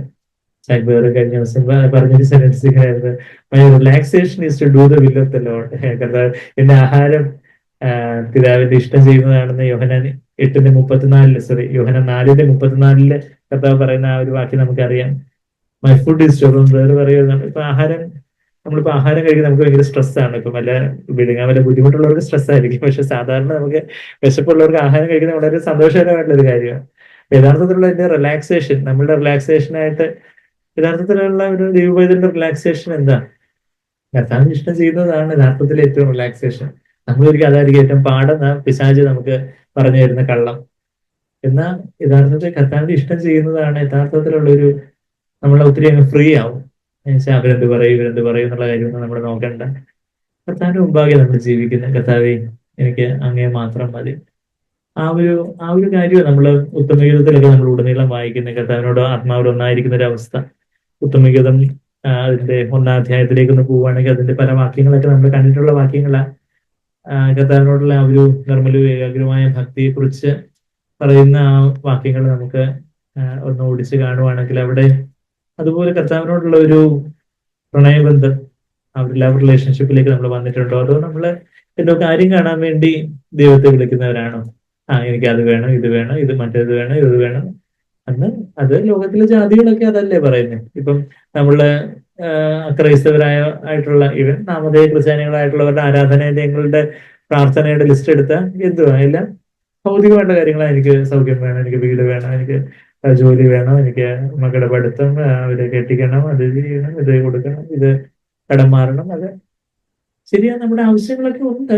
പക്ഷെ അതൊക്കെ ബോണസ് ആയിട്ട് കർത്താവ് ചെയ്തോളും. നമ്മൾ മുമ്പേ അവര് രാജ്യവും നീതി അന്വേഷിക്കുമ്പോൾ വേണ്ടുന്ന കാര്യങ്ങളൊക്കെ കർത്താവ് നൽകിക്കോളും. പക്ഷെ നമ്മളുടെ ഹൃദയത്തിന്റെ ആഗ്രഹം, ഞാൻ ഹൃദയത്തിൽ കർത്താവെ എനിക്ക് യേശുവിനെ മാത്രമേ ഞാൻ ആഗ്രഹിക്കുന്നുണ്ട്, എനിക്ക് അങ്ങ് മാത്രം മതി എന്ന് പറയുന്നതാണ് യഥാർത്ഥത്തിലുള്ള ഒരു നിർമ്മലമായിട്ടുള്ള ഒരു പ്രണയബന്ധം എന്ന് പറയുന്നത്. അങ്ങനെ ഒരു നിർമ്മലമായിട്ടുള്ള ഒരു സ്നേഹബന്ധമാണ് യഥാർത്ഥത്തിലുള്ള ക്രിസ്തീയ ജീവിതം. നമ്മൾ അങ്ങനെ ഒരു നിർമ്മലമായിട്ടുള്ള ഒരു സ്നേഹബന്ധത്തിലേക്ക്, യേശുവായിട്ടുള്ള ഒരു നിർമ്മലമായിട്ടുള്ള ഒരു സ്നേഹബന്ധത്തിലേക്ക് നമ്മൾ വന്നിട്ടില്ലെങ്കിൽ യഥാർത്ഥത്തിൽ നമ്മൾ ക്രിസ്തീയ ജീവിതം എന്താണെന്ന് അറിഞ്ഞിട്ടില്ല എന്നുള്ളതാണ്. നമ്മൾ മിസ്സായിരിക്കുന്നു എന്നുള്ളത്. നമ്മൾ വേറെ പല കാര്യങ്ങളും, പല വചനങ്ങളും, പല പ്രാർത്ഥനയും, പല മീറ്റിങ്ങും, ഒത്തിരി കാര്യങ്ങളും ഒക്കെ നമുക്ക് ഒത്തിരി പാരമ്പര്യങ്ങളും കാര്യങ്ങളും ഒക്കെ പറയാനുണ്ടായിരിക്കും. പക്ഷെ യഥാർത്ഥത്തിൽ ഞാനും എൻ്റെ യേശുവും കഴിഞ്ഞ ദിവസമൊക്കെ ഇങ്ങനെ വേറെ തന്നെയുള്ളൂ ട്രെയിനിൽ. അപ്പൊ ഞാൻ പറയാം, ഞാനിന്റെ കർത്താവും കൂടെ ഉണ്ട് എന്ന് ചിലരിങ്ങനെ സഹോദരികളെ ഫോൺ വിളിച്ച് ചോദിക്കും. അത് പക്ഷെ ഞാനത് വെറുതെ പറഞ്ഞല്ലേ, നമുക്ക് കർത്താവ് കൂടെ ഉണ്ടല്ലോ പിന്നെ എന്ന് പറഞ്ഞാൽ അത് നമ്മളുടെ ഒരു നിത്യ യാഥാർത്ഥ്യമാണ്. യഥാർത്ഥത്തില് നിങ്ങൾ ഓരോരുത്തരും നിങ്ങളോട് വ്യക്തിപരമായിട്ട് ഉള്ള കർത്താവിന്റെ ഒരു ചോദ്യം, എന്റെ മകനെ, എന്റെ മകളെ, ഞാനുമായിട്ടുള്ള ഒരു നിർമ്മലമായിട്ടുള്ള ഒരു പ്രണയബന്ധത്തിലേക്ക്, സ്നേഹബന്ധത്തിലേക്ക് നീ വന്നിട്ടുണ്ടോ? ഇല്ലെങ്കിൽ ഇതാകുന്നു സുപ്രസാദകാലം, ഇതാകുന്നു രക്ഷാ ദിവസവും. നമ്മള് 2 Corinthians 6:1-2 വാക്യങ്ങൾ നമ്മൾ വായിക്കുന്നത് പോലെ യഥാർത്ഥത്തിലുള്ള ഒരു രക്ഷയിലേക്ക് നമ്മൾ വരണമെങ്കിൽ, നമ്മുടെ ആത്മാവിന്റെ രക്ഷ നടന്നു കഴിഞ്ഞ് കാണും രക്ഷിക്കപ്പെട്ടവരാണെങ്കിൽ. എന്നാൽ നമ്മളെ ദേഹിയുടെ രക്ഷ നിന്ന് നടന്നുകൊണ്ടിരിക്കും. യഥാർത്ഥത്തിലുള്ള രക്ഷ എവിടാ നടക്കുന്നതെന്ന് ചോദിച്ചാൽ യേശുവായിട്ടുള്ള ഒരു സ്നേഹബന്ധം. ബ്രദർ പറയുന്നത് നമ്മൾ പലപ്പോഴും കേട്ടിട്ടുണ്ടായിരിക്കും. ബ്രദർ ആദ്യമായിട്ട് ഒരു ബൈബിളിൽ ഏതെങ്കിലും ഒരു പുസ്തകം പഠിക്കണമെന്ന് വിചാരിച്ച് ബ്രദറ് അപ്പൊ നേവിയിലെ ഷിപ്പിലേക്ക് പോകുമ്പം അവിടെ ബ്രദറിന്റെ ഫാദറിന്റെ ലൈബ്രറിയിൽ പെട്ടെന്ന് കിട്ടിയ ഒരു കമന്ററി എടുത്തുകൊണ്ടങ്ങ് പോയി. അത് പക്ഷെ ഏതിന്റെ കമന്ററി ആയിരുന്നു? ഉത്തമഗീതത്തിന്റെ കമന്ററി ആയിരുന്നു. ബ്രദർ ആദ്യമായിട്ട് ദൈവവചനത്തിൽ ബ്രദർ പഠിച്ച പുസ്തകം ഏതാന്ന് വെച്ചാൽ ഉത്തമഗീതമായിരുന്നു. അപ്പൊ അങ്ങനെ അത് കർത്താവിനോടുള്ള വലിയൊരു സ്നേഹബന്ധത്തിലേക്ക് അത് വരുവാന് ആ ഉത്തമഗീതത്തിന്റെ കമന്ററി ബ്രദറിനെ സഹായിച്ചതായിട്ടൊക്കെ ബ്രദർ പലപ്പോഴും പറയുന്നതൊക്കെ നമ്മൾ കേട്ടിട്ടുണ്ടായിരിക്കും.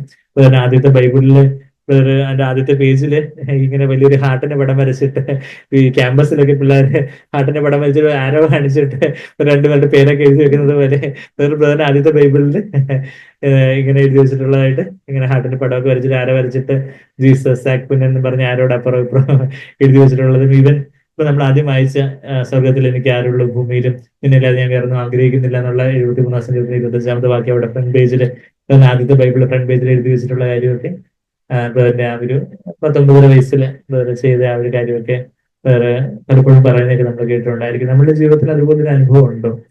യേശുവായിട്ടുള്ള ആ ഒരു സ്നേഹബന്ധം നമുക്ക് കർത്താവുമായിട്ട് എലോൺ ആയിട്ടുള്ള സമയം സ്പെൻഡ് ചെയ്യുന്ന സമയങ്ങളുണ്ടോ? അതോ നമ്മളിങ്ങനെ പ്രാർത്ഥനയും കാര്യങ്ങളൊക്കെ ഒരു ചടങ്ങായിട്ട് എന്തോ പ്രാർത്ഥിച്ചു ബൈബിൾ വായിച്ചെന്ന് വരുത്തി, അല്ലെങ്കിൽ അത് തന്നെ ആരും ചോദിക്കാനും പറയാനൊന്നും ഇല്ലല്ലോ എന്നുള്ള രീതിയിൽ അങ്ങനെ ഒരു കുടുംബ പ്രാർത്ഥന എന്തോ ഒരു ചടങ്ങായിട്ടുള്ള ഒരു ചടങ്ങാചാരം എന്ന് തമിഴ് സൗകര്യങ്ങൾ പറയുന്നത് പോലെ അങ്ങനെ റിച്വൽ ആയിട്ടുള്ള കാര്യങ്ങളാണോ, അതോ യേശുവായിട്ട് ഇപ്പൊ ഈ ക്യാമ്പസിലെ പ്രണയതാക്കളൊക്കെ അവർ എത്ര മണിക്കൂറാ ഒരുമിച്ച് സമയം ചെലവഴിക്കുന്നത് എന്നുള്ള കാര്യം നമുക്ക് തന്നെ ഒരു അത്ഭുതം തോന്നുന്നത്. അതുപോലെ തന്നെ ഇരിക്കുവാണ് അവര്. ജഡത്തിന്റെ ആൾക്കാർക്ക് അത്രയും സമയം ചെലവഴിക്കാമെങ്കിൽ യഥാർത്ഥത്തില് ലോകത്തിന്റെ മക്കൾക്ക് അത്രയും സമയം ചെലവഴിക്കാമെങ്കിൽ നമുക്ക് കർത്താവിനോടുള്ള, ശരിയാണ് ചിലപ്പോൾ നമുക്ക് ജോലിയും കാര്യങ്ങളും പഠിത്തം കാര്യങ്ങളൊക്കെ ഉണ്ട്, അപ്പം അതുപോലെ നമുക്ക് അങ്ങ് ഇരിക്കാനും ചിലപ്പോൾ സമയം അത്ര കിട്ടത്തില്ലായിരിക്കാം. എന്നാൽ പറ്റുന്നത്രയും ഒരു ക്വാളിറ്റി ടൈം എല്ലാ ദിവസവും യേശുവായിട്ടുള്ള ഒരു ക്വാളിറ്റി ടൈം ഉണ്ടോ? അത് നമ്മൾ ഉത്തമയുഗത്തിലേക്ക് നമ്മൾ വായിക്കുവാണെങ്കിൽ അവിടെ നമ്മൾ വായിക്കുന്ന your love is better than wine, അതിന്റെ 2ാമത്തെ വാക്യത്തില് നിന്റെ പ്രേമം വീഞ്ഞിലും രസകരമാകുന്നു, അവിടുത്തെ നാമം പകർന്ന തൈലം പോലെ ഇരിക്കുന്നു എന്നൊക്കെയാ 3ാമത്തെ വാക്യത്തിൽ. നിന്റെ തൈലം സൗരഭ്യമായത്, നിന്റെ നാമം പകർന്ന തൈലം പോലെ ഇരിക്കുന്നു. അത് കഴിഞ്ഞിട്ട് അതിന്റെ 4ാമത്തെ വാക്യത്തിൽ നിന്റെ പിന്നാലെ എന്നെ വലിക്കുക എന്നുള്ളതിനെക്കാട്ടിലും ഡ്രോമി, ആകർഷിക്കുക എന്ന കുറച്ചുകൂടെ നന്നായിട്ട് ട്രാൻസ്ലേറ്റ് ചെയ്യേണ്ടത്. ഓടിപ്പോവുക, രാജാവ് എന്നെ പള്ളിയറകളിലേക്ക് ഓടിപ്പോകാം, ലെറ്റസ് റൺ ടുഗദർ. നമുക്ക് ഈ ഓട്ടം, ഈ ക്രിസ്ത്യ ജീവിതത്തിന് ഓട്ടം കർത്താവിന്റെ കൂടെ ഉള്ള ഒരു ഓട്ടമാണ്.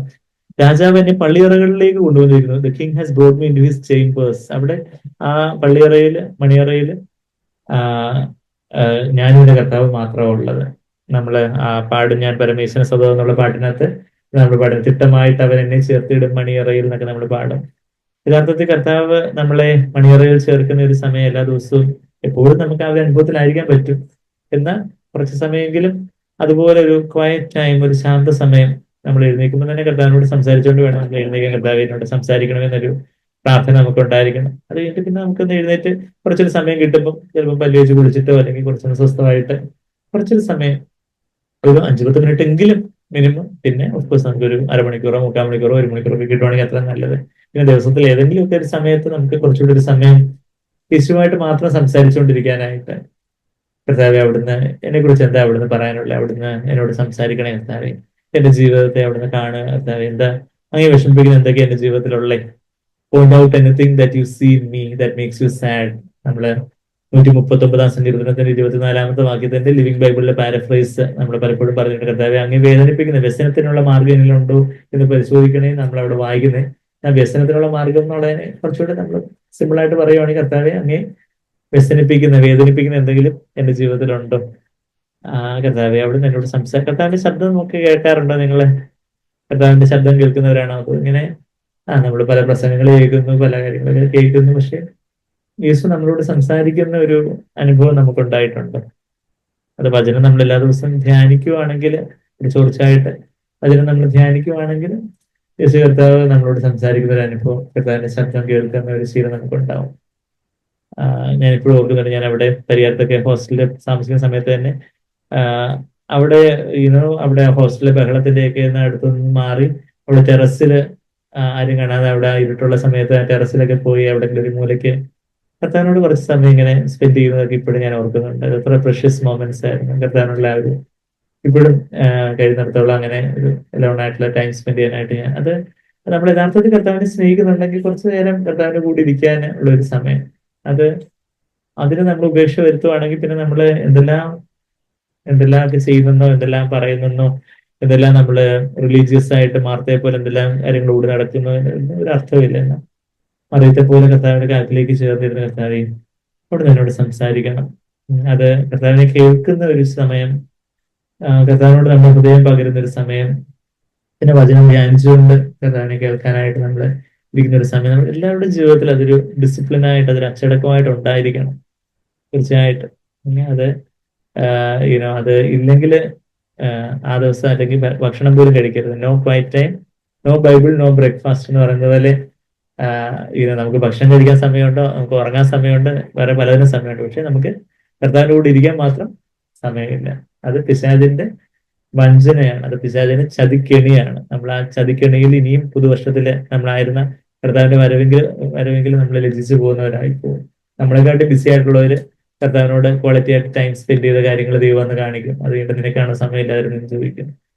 അപ്പൊ നമുക്ക് യഥാർത്ഥത്തിൽ ഒരു സ്നേഹമുണ്ട്, കർത്താവിനുള്ള യഥാർത്ഥത്തിൽ ഒരു സ്നേഹം ഉണ്ടെങ്കിൽ നമ്മള് ഇപ്പൊ ഞങ്ങള് അവിടെ ബാംഗ്ലൂർ പോയ സമയത്ത് സ്ത്രീകളെ ഓഡിയോ കോളിൽ വിളിച്ചു. ഞാൻ പറഞ്ഞു നമുക്ക് വീഡിയോ കോളിൽ വരാം എന്ന് പറഞ്ഞാൽ നമ്മള് വീഡിയോ കോളിൽ പിന്നെ ഞാൻ സ്ത്രീകളെയും കുഞ്ഞുങ്ങളും ഒക്കെ എല്ലാവരുമായിട്ട് സംസാരിച്ചു വെച്ചാൽ നേരിട്ട് കണ്ട് സംസാരിക്കുന്നത് അതിൽ നമുക്കൊരു സന്തോഷമുള്ള കാര്യമാണ്. ഇപ്പൊ ഗൾഫിൽ ഭാര്യ ഭർത്താവ് ഒക്കെ ഉള്ള സഹോദരങ്ങൾക്ക് അറിയാം, നിങ്ങളെ വീഡിയോ കോളിൽ വിളിച്ച് സംസാരിക്കുന്നവരെ കണ്ട് സംസാരിക്കണം. അതുപോലെ കർത്താവിനോട് കർത്താവെ ആ, കർത്താവെ ആ കണ്ണാടിയിൽ കടന്ന് നമുക്ക് കർത്താവിന്റെ മുഖം എങ്ങനെയാണെന്ന് അറിയില്ല, എന്നാൽ വിശുദ്ധാത്മാവിന്റെ ഒരു നിറവില് യേശുവിനെ കണ്ട് സംസാരിക്കുന്ന, യേശുവിനോട് നമ്മുടെ ഹൃദയം നിറഞ്ഞ് കർത്താവിനോട് നമ്മുടെ ഹൃദയം പകർന്ന് കർത്താവിനോട് സംസാരിക്കുന്ന ഒരു സമയം, ആ, കർത്താവിന് കേൾക്കാനും കുറച്ച് സമയം ഒന്നും ജസ്റ്റ് വർഷിപ്പ് എന്ന് പറഞ്ഞാൽ എന്താ, നമ്മളെന്തോ കുറെ പാട്ട് പാടുന്നതല്ല വർഷിപ്പ്, മറിച്ച് നമ്മുടെ ഹൃദയത്തിൽ ഒരു ആരാധനയായിട്ട് to worship him in silence, silent ആയിട്ട് യേശുവിനെ മാത്രം നോക്കിക്കൊണ്ട് കർത്താവെ അവിടെ നിന്ന് അതിന് യോഗ്യം ഞാൻ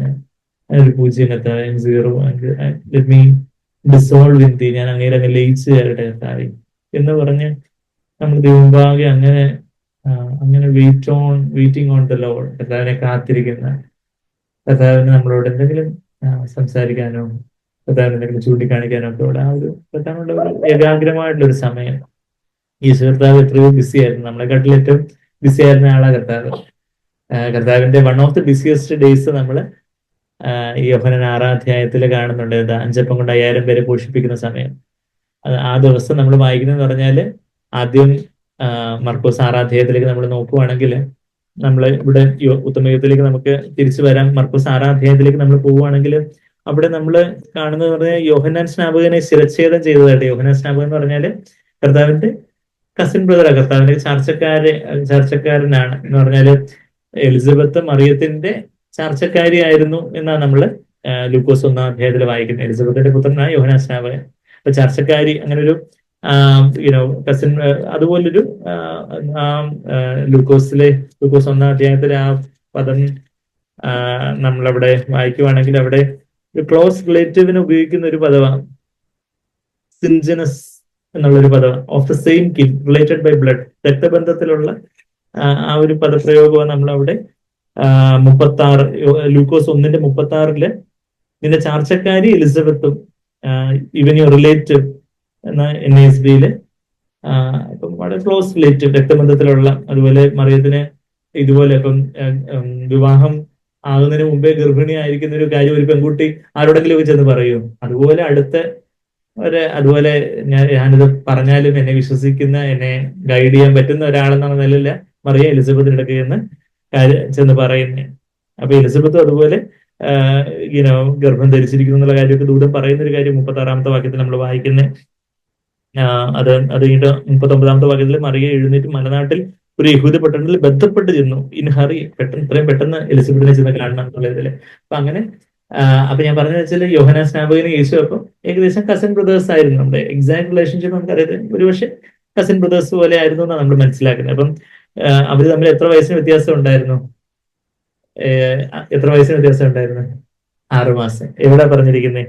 നമ്മളിവിടെ വായിക്കുമ്പോൾ എലിസബത്ത് അവള് 6-ാം മാസത്തിൽ, ഇപ്പം ലൂക്കോസ് 1:36 നമ്മൾ വായിക്കുന്നത് ഇത് 6-ാം മാസം എന്ന് പറഞ്ഞു വന്നവൾക്ക്, അതായത് നിന്റെ ചാർച്ചക്കാരി എലിസബത്തും, ലൂക്കോസ് 1:36 നിന്റെ ചാർച്ചക്കാരി എലിസബത്തും വാർദ്ധക്യത്തിൽ ഒരു മകനെ ഗർഭം ധരിച്ചിരിക്കുന്നു മച്ചി എന്ന് പറഞ്ഞു വന്നവൾക്ക് ഇത് 6-ാം മാസം. അപ്പം അവിടെ മറിയം ഗർഭം ധരിക്കുകയാണ്, എലിസബത്തിന് ഓൾറെഡി 6 മാസമായി. അപ്പം പിന്നെ അവർ തമ്മിലുള്ള ഓഫ്കോഴ്സ് ഡെലിവറി ടൈം കുറച്ച് പ്രീ ടൈം ആയിരുന്നു എന്നുള്ള കാര്യം നമുക്കറിയില്ല. ഏകദേശം ഒരു 6 മാസത്തിന്റെ വ്യത്യാസം ഉണ്ടായിരുന്നു. അപ്പം 6 മാസമുള്ള, അപ്പൊ അവര് യോഹന്നാൻ സ്നാപകനും യേശുവൊക്കെ കളിക്കൂട്ടുകാരായിരുന്നു, കളിച്ച് ഒരുമിച്ച് ഒരേ പ്രായത്തിലുള്ളവര്, ഒരേ ക്ലാസ്സിലൊക്കെ യഹൂദന്മാരുടെ അന്നത്തെ പാഠശാലയൊക്കെ ഒരുമിച്ചൊക്കെ പോയിട്ടുള്ളവരും അങ്ങനെ ഉള്ള. അത് കഴിഞ്ഞിട്ട് മുന്നോടിയായിട്ട് യോഹന്നാൻ വഴിതെളിക്കാനായിട്ട് വരുന്നു. ആ യോഹന്നാന്റെ കർത്താവ് എത്രമാത്രം ബിസി ആയിരുന്നു ആ ദിവസം, കർത്താവ് പിതാവിനോട് സമയം ചെലവഴിച്ച കാര്യമാണ് ഞാൻ ഈ പറഞ്ഞു വരുന്നത്. അപ്പൊ നമ്മുടെ പെട്ടെന്ന് നമുക്കിനിപ്പോ ഒട്ടും ഒന്നും ഇല്ലാത്തതായിരുന്നില്ല, നമ്മുടെ പെട്ടെന്ന് ഒരു കസിൻ ബ്രദർ പെട്ടെന്ന് ശിരച്ഛേദം എന്ന് പറഞ്ഞാൽ എന്താ, സാധാരണ ഒരു മരണമല്ല, തല അറുത്ത് കൊല്ലപ്പെടുന്ന രീതിയിലുള്ള ഒരു മരണം എന്ന് പറഞ്ഞാൽ നമുക്കത് നമ്മളുടെ തൊട്ട് ഏറ്റവും ക്ലോസ് ആയിട്ടുള്ള നമ്മുടെ ഒരു സഹോദരന് അതുപോലെ മരിക്കുവാണെങ്കിൽ നമുക്കത് പെട്ടെന്ന് എന്താ, നമുക്ക് പിന്നെ ഒന്നിനും ഒരു മനസ്സ് കാണത്തില്ല, അല്ലെ? വല്ലാത്തൊരു പ്രയാസമുള്ള ഒരു വല്ലാത്തൊരു മനസ്സിൽ ദുഃഖം ഭരിക്കുന്ന കർത്താവ് നമ്മളെപ്പോലെ ഒരു മനുഷ്യനായിട്ട്, ഒരു പച്ച മനുഷ്യനായിട്ട് കർത്താവ് വന്നേ. അപ്പം പെട്ടെന്ന് കർത്താവിന് പിതാവ് വെളിപ്പെടുത്തി കൊടുക്കുന്ന കാര്യങ്ങളെ കർത്താവിന് അറിയത്തുള്ളൂ. അപ്പൊ ഇങ്ങനെ പെട്ടെന്ന് യോഹന്നാന്റെ ശിരച്ഛേദത്തെ കുറിച്ച് കർത്താവ് കേൾക്കുക. നമ്മൾ തിരിച്ച് മർക്കോസ് 6-ാം അധ്യായത്തിൽ അത് വായിക്കുന്നുണ്ട്. അപ്പൊ അങ്ങനെ ശിരച്ഛേദത്തെ കുറിച്ച് കർത്താവ് കേൾക്കുന്ന കാര്യമാണ് നമ്മൾ അവിടെ മർക്കോസ് 6:14 മുതൽ നമ്മൾ വായിക്കുമ്പോൾ അവരാളയച്ച് കർത്താവിനെ അറിയിക്കുന്ന ഒരു കാര്യമൊക്കെ നമ്മൾ അത് വായിക്കുന്നു. അത് 30-ാമത്തെ വാക്യത്തിൽ, പിന്നെ അപ്പോസ്തലന്മാർ യേശുവിന്റെ അടുക്കൽ വന്നുകൂടി തങ്ങൾ ചെയ്തത് ഉപദേശിച്ചതെല്ലാം അറിയിച്ചു. അതെ, അതിന്റെ 29-ാമത്തെ വാക്യത്തിൽ അവന്റെ ശിഷ്യന്മാർ, അതായത് യോഹന്നാൻ സ്നാപകന്റെ ശിഷ്യന്മാർ അത് കേട്ടിട്ട് വന്ന് അവന്റെ ശവം എടുത്ത് ഒരു കല്ലറയിൽ വെച്ചു. പിന്നെ യേശുവിനെ അത് റിപ്പോർട്ട് ചെയ്ത കാര്യമൊക്കെ വായിക്കുന്നു. അപ്പൊ അത് റിപ്പോർട്ട് ചെയ്തപ്പോൾ കർത്താവ് എന്താ പറയുക, 31-ാമത്തെ വാക്യത്തിൽ വരുന്നവരും പോകുന്നവരും വളരെ ആയിരുന്നതിനാൽ ഒത്തിരി പേര് കർത്താവിന്റെ കൗൺസിലിങ്ങിനായിട്ടും സൗഖ്യത്തിനായിട്ടും ഒക്കെ വരുവാണ്. ഒത്തിരി പേര് വന്നുകൊണ്ടിരിക്കും. അപ്പൊ അവർക്ക് ഭക്ഷിക്കുവാൻ പോലും സമയമില്ലായതുകൊണ്ട് അവൻ അവരോട്, നിങ്ങളൊരു ഏകാന്ത സ്ഥലത്ത് വേറിട്ട് അല്പം ആശ്വസിച്ചുകൊള്ളുവിൻ എന്ന് പറഞ്ഞു. അപ്പൊ അങ്ങനെ come away by yourself to a secluded place and rest ചെയ്യ, കുറച്ച് സമയത്തേക്ക് നമുക്കൊന്ന് റെസ്റ്റ് എടുക്കാം എന്ന് പറഞ്ഞ് കർത്താവ് ഒരു ബോട്ടില് ഒരു ഏകാന്ത സ്ഥലത്തേക്ക് വരുവാണ്, ബത്സേദയിലേക്ക്. വരുമ്പോഴത്തേക്കും നമ്മൾ പൂച്ചയെ കൊണ്ട് കളഞ്ഞ കഥ പറഞ്ഞുകൊണ്ടിരിക്കും. പൂച്ചയെ കൊണ്ട് കളഞ്ഞ് വലിയ കുറ്റിക്കാട്ടില് ഇനി ഒരിക്കലും പൂച്ച തിരിച്ചു വരരുതെന്ന് പറഞ്ഞ് ഒരു കുറ്റിക്കാട്ടിൽ കൂടി പൂച്ചയെ കൊണ്ട് കളഞ്ഞു. നമ്മൾ തിരിച്ച് വീട്ടിലെത്തുമ്പോ അവിടെ പൂച്ച നമ്മളെ എതിരേൽക്കാനായിട്ട് അവിടെ ഉണ്ട് എന്ന് പറഞ്ഞതുപോലെ ഈ ആൾക്കാരെല്ലാം കൂടെ ഭയങ്കര കൂട്ടമായിട്ടിരിക്കുക. നമുക്ക് കുറച്ചു നേരം ഒന്ന് വിശ്രമിക്കാനായിട്ട് അങ്ങോട്ട് പോകാനും പറഞ്ഞ് അപ്പുറത്തേക്ക് പോയപ്പോഴത്തേക്കും ആൾക്കാരിതെല്ലാം കേട്ട് അവര് നേരത്തെ ബോട്ട് പിടിച്ച് അവിടെ സ്ഥലം ഒപ്പി ടിക്കറ്റ് ഒക്കെ എടുത്ത് അവരെ വെയിറ്റ് ചെയ്യുവാണ്. എപ്പം ഡോക്ടർ എന്ന് അവര് വെയിറ്റ് ചെയ്തുകൊണ്ടിരിക്കുകയാണ്. ആദ്യം ഞാനാ വന്ന, ഒന്നാമത് എനിക്ക് കാണണം എന്ന് പറഞ്ഞുകൊണ്ട് അവിടെ വെയിറ്റ് ചെയ്തുകൊണ്ടിരിക്കുക. അപ്പോ കർത്താവ് 34-ാമത്തെ വാക്യത്തിലെ പടകിൽ ഇറങ്ങിയപ്പോൾ വലിയ പുരുഷാരത്തെയൊക്കെ കണ്ടു, പലതും ഉപദേശിച്ചു തുടങ്ങി എന്നൊക്കെ 34-ാമത്തെ വാക്യത്തിൽ വായിക്കുന്നു. അത് കേട്ട് അവർ 5 അപ്പം കൊണ്ട് 5000 പേരെ പോഷിപ്പിക്കുന്നു. അതുപോലെ അവരോട് സംസാരിക്കുകയും അവരെ സൗഖ്യമാക്കുകയൊക്കെ ചെയ്യുന്ന കാര്യമൊക്കെ നമ്മൾ അവിടെ വായിക്കുന്നുണ്ട്. അത് കഴിഞ്ഞിട്ട് ആണ് നമ്മൾ എന്താ വായിക്കുന്നത്? അത് കഴിഞ്ഞിട്ട് ശിഷ്യന്മാരെ കർത്താവ് എങ്ങനെയെങ്കിലും നിർബന്ധിച്ച് ഇനിയിപ്പോ കർത്താവിന് കുറച്ച് സമയം പിതാവിന്റെ കൂടെ ഒന്ന് ഇരിക്കണം. അപ്പൊ ഒരു എത്രമാത്രം ദൈവത്തോട് പിതാവിനോടുള്ള ആ ഒരു ഏകാന്ത സമയം കർത്താവ് ബലമതിച്ചു എന്നുള്ളൊരു കാര്യമാണ് ഞാൻ പറഞ്ഞു വരുന്നത്. അപ്പൊ ഇമ്മീഡിയറ്റ്ലി 45-ാമത്തെ വാക്യം, താൻ പുരുഷാരത്തെ പറഞ്ഞയക്കുന്നതിനിടയിൽ തന്റെ ശിഷ്യന്മാരെ ഉടനെ പടക് കയറി അക്കരെ ബത്സേദയ്ക്ക് നേരെ മുന്നോടുവാൻ നിർബന്ധിച്ചു. പത്രോസൊക്കെ പറഞ്ഞാണ്, കർത്താവ് ഞാൻ കുറച്ചുകൂടി കാര്യങ്ങൾ എനിക്ക് പറയാനുണ്ട്. ഞാൻ 5 അപ്പം കൊണ്ട് 5000 പേരെ പോഷിപ്പിക്കുന്നു. ഞാൻ അവിടെ ചെന്ന് ബാസ്ക്കറ്റ് കൊടുത്തപ്പോ അവരെന്നോട് ഇത് പറഞ്ഞു. അപ്പം ഫിലിപ്പ് പറഞ്ഞു എന്നോട് ഇത് കാര്യങ്ങൾ പറഞ്ഞു, അപ്പം കൊള്ളാന്ന് പറഞ്ഞു, മീനെ നന്നായിട്ടുണ്ടെന്ന് അവര് പറഞ്ഞു എന്നൊക്കെ പറഞ്ഞ് പല കഥകളൊക്കെ അവർക്ക് പറഞ്ഞുകൊണ്ടിരിക്കണം. കർത്താവിനോട് കുറച്ചുകൂടെ കൊച്ചു വർത്താനം പറഞ്ഞുകൊണ്ടിരിക്കണം. കർത്താവ് പറഞ്ഞു, ഞാൻ നാളെ ഇത് കേൾക്കാം, ഇപ്പൊ കുറച്ചൊന്ന് പൊയ്ക്കോ അങ്ങോട്ട്. കർത്താവ് ആ ബോട്ടിൽ സ്ഥലമില്ല, സാരമില്ല, അവിടെ കുറച്ചൊന്ന് ഞെരുങ്ങി ഇരുന്നിട്ട് എങ്ങനെയെങ്കിലും ടാറ്റ ബൈ ബൈ എന്ന് പറഞ്ഞ് കർത്താവ് പറഞ്ഞ് നിർബന്ധിച്ചു. എന്തിനു വേണ്ടിയാന്ന് ചോദിച്ചാൽ നമ്മളതിന്റെ 46-ാമത്തെ വാക്യത്തില് അവരെ പറഞ്ഞയച്ച് വിട്ട ശേഷം താൻ പ്രാർത്ഥിക്കുവാൻ മലയിൽ പോയി. കർത്താവ് പിതാവിനോടൊപ്പം ഉള്ള ഒരു സമയം ചെലവഴിക്കാനായിട്ട് മലയിലേക്ക് കയറിപ്പോയതായിട്ട് നമ്മളോട് വായിക്കും. അതുപോലെ ആ കർത്താവ് ഇതേ മർക്കോസ് 1:35 നമ്മൾ വേറൊരു കർത്താവിന്റെ ഒരു ബിസിയസ്റ്റ് ഡേ, കർത്താവിന്റെ ശുശ്രൂഷയുടെ ആരംഭത്തിലുള്ള ഒരു വലിയ തിരക്കുള്ള ഒരു സമയം നമ്മൾ കാണുന്നുണ്ട്. കർത്താവിന്റെ ശുശ്രൂഷയുടെ നടുവിലുള്ള ഒരു ബിസി ഡേ നമ്മളിപ്പം കണ്ട്, കർത്താവിന്റെ ശുശ്രൂഷ തുടക്കത്തിലുള്ള ഒരു ബിസി ഡേ. മർക്കോസ് 1-ാം അധ്യായത്തിൽ പത്രോസിന്റെ അമ്മായിയമ്മയെ സൗഖ്യമാക്കിയ ശേഷം ദ ഹോൾ സിറ്റി, 33-ാമത്തെ വാക്യം, മർക്കോസ് 1:33, പട്ടണം ഒക്കെയും വാതിലുകൾ വന്ന് കൂടിയിരിക്കുന്നു. അപ്പം ഇപ്പം രാമപുരം ഇവിടെ പട്ടണത്തിലുള്ള എല്ലാരും കൂടി ഇവിടെ വരുമായിരിക്കും. എത്ര പേരായിരിക്കും? അത്രയും പേര് അവിടെ വാതിൽക്ക് വന്ന് കൂടി അവരെല്ലാം കർത്താവ് സൗഖ്യമാക്കി, ഭൂതങ്ങളെയൊക്കെ പുറത്താക്കി. അതിനൊക്കെ ശേഷം കർത്താവിന് ഭക്ഷണം കഴിക്കാൻ തന്നെ സമയമുണ്ടോ എന്ന് അറിയത്തില്ല. പക്ഷെ 35-ാമത്തെ വാക്യത്തിൽ എന്താ നമ്മൾ വായിക്കുന്നത്? അധികാലത്ത് ഇരുട്ടോടെ അവൻ എഴുന്നേറ്റ് പുറപ്പെട്ട് ഒരു നിർജ്ജന സ്ഥലത്ത് ചെന്ന് പ്രാർത്ഥിച്ചു. അപ്പൊ ആ ഒരു കർത്താവിന് അത്രയും ബിസി ഡേ ആണ്. ഇന്ന് എനിക്ക് എക്സാം, അതുകൊണ്ട് പ്രാർത്ഥിക്കേണ്ട കാര്യമില്ല. അല്ലെങ്കിൽ 2 മാസത്തേക്ക് ഇനി സൺഡേ വരണ്ട, ഇനിയിപ്പോ എനിക്ക് എക്സാം ഡേറ്റ് വന്നു, അപ്പൊ ഇനിയിപ്പം 10 മാസത്തേക്ക് ഞാൻ ലീവാ എന്ന് കർത്താവ് പറഞ്ഞോ? ഇല്ല. കർത്താവ് അവിടെ നിർജ്ജന സ്ഥലത്ത് ചെന്ന് പ്രാർത്ഥിച്ചതായിട്ട് നമ്മൾ വായിക്കുന്നത്. അത് കഴിഞ്ഞിട്ട് അവര് ഇവിടെ തങ്ങണമെന്നൊക്കെ പറയുമ്പോൾ കർത്താവിനെ അറിയാം താൻ അവിടെ തങ്ങാനല്ല. കർത്താവിന്റെ ശുശ്രൂഷയുടെ ആരംഭത്തില് ഒരു ബിസി ഡേ ഇവിടെ കാണുന്നു. ശുശ്രൂഷയുടെ നടുക്കൊരു ബിസി ഡേ ആണ്. അവിടെ 5 ഇപ്പം കൊണ്ട് 5000 പേരെ പോഷിപ്പിക്കുന്നത്. കർത്താവിന്റെ ശുശ്രൂഷ അവസാനം ഗെത്സമേനെ തോട്ടത്തിലും അത്രയും കാര്യങ്ങളൊക്കെ കർത്താവ് ശിഷ്യന്മാരുമായിട്ട് കാലൊക്കെ കഴുകി അത്യാഴമൊക്കെ കഴിച്ച് അതിനുശേഷവും ഗെത്സമനെ തോട്ടത്തിൽ പ്രാർത്ഥിക്കാൻ ചെല്ലുന്ന ഒരു രംഗം നമ്മളിവിടെ കാണുന്നുണ്ട്. അപ്പൊ കർത്താവ് പിതാവിനോടൊപ്പം ഏകാന്തമായിട്ട് സമയം ചെലവഴിക്കുന്ന ആ കാര്യങ്ങൾ കർത്താവിന്റെ ഒരു ശീലമായിരുന്നു. നമ്മുടെ ശീലം എന്താ? നമ്മുടെ ശീലം യഥാർത്ഥത്തിൽ നമുക്ക് അങ്ങനെ ഒരു ശീലം ഉണ്ടോ? കർത്താവായിട്ടുള്ള ഒരു ഏകാന്ത സമയം. നമ്മള് ഉത്തമഗീതത്തിലേക്കൊക്കെ വരുമ്പോൾ അതിന്റെ 2-ാം അധ്യായത്തിൽ ഒരു വാക്യം ഒന്ന് പറഞ്ഞോട്ടെ. ഉത്തമഗീതം 1-ാം അധ്യായത്തിൽ തന്നെ ഒരു പല വാക്യങ്ങൾ നമ്മൾ വായിക്കുന്നുണ്ട്. അതിനുശേഷം 2-ാമത്തെ വാക്യത്തില് മുള്ളുകളുടെ ഇടയിൽ 2-ാമത്തെ അധ്യായത്തിലെ ഉത്തമഗീതം 2:2 മുള്ളുകളുടെ ഇടയിൽ താമര പോലെ കന്യകമാരുടെ ഇടയിൽ എന്റെ പ്രിയ ഇരിക്കുന്നു. എന്നിട്ട് 3-ാമത്തെ വാക്യം കാട്ടുമരങ്ങളുടെ ഇടയിൽ ഒരു നാരകം പോലെ യൗവനക്കാരുടെ ഇടയിൽ എന്റെ പ്രിയൻ ഇരിക്കുന്നു. ബാക്കി ലോകത്തിൻ്റെതായ എല്ലാ കാര്യങ്ങളും എല്ലാം കാട്ടുമരങ്ങൾ പോലെ. എന്നാൽ എന്റെ യേശു കർത്താവ് അടവി തരിക്കളിനിടയിൽ ഒരു നാരകം എന്ന വണ്ണം ഞാൻ യേശുവിനെ കാണുന്നു. നമ്മൾ വായിക്കുന്നു ഈ കാട്ടുമരങ്ങളുടെ ഇടയിൽ. ബാക്കി ലോകത്തിന്റെ എല്ലാ കാര്യങ്ങളും ഒരു കാട്ടുമരങ്ങളായിട്ട് നമുക്ക് തോന്നിയിട്ടുണ്ട്. ലോകത്തിന്റെ എല്ലാ കാര്യങ്ങളും, ലോകത്തിന്റെ പഠിത്തമാകട്ടെ, പരീക്ഷയാകട്ടെ, വേറെ പല പല കാര്യങ്ങൾ, അതെല്ലാം കർത്താവ് കാട്ടുമരങ്ങളാണ്. കാട്ടുമരങ്ങളുടെ ഇടയിൽ ഒരു നാരകം, ഒരു ആപ്പിൾ ട്രീ ആയിട്ട് യേശുവിനെ കാണുവാൻ ഈ ലോകത്തിൻ്റെതായ പല അട്രാക്ഷൻസ്, പല മൂടുകളും, പിന്നെ പല ആഡംബരങ്ങളും, പലതരത്തിലുള്ള പല കണ്ണഞ്ചിപ്പിക്കുന്ന, കുരുത്തിരിപ്പിക്കുന്ന പല പല കാര്യങ്ങളും, വാർത്തകളും വിശേഷങ്ങളും ഒക്കെ ഈ ലോകത്തുണ്ട്. അതെല്ലാം പക്ഷെ കാട്ടുമരങ്ങളാണ്.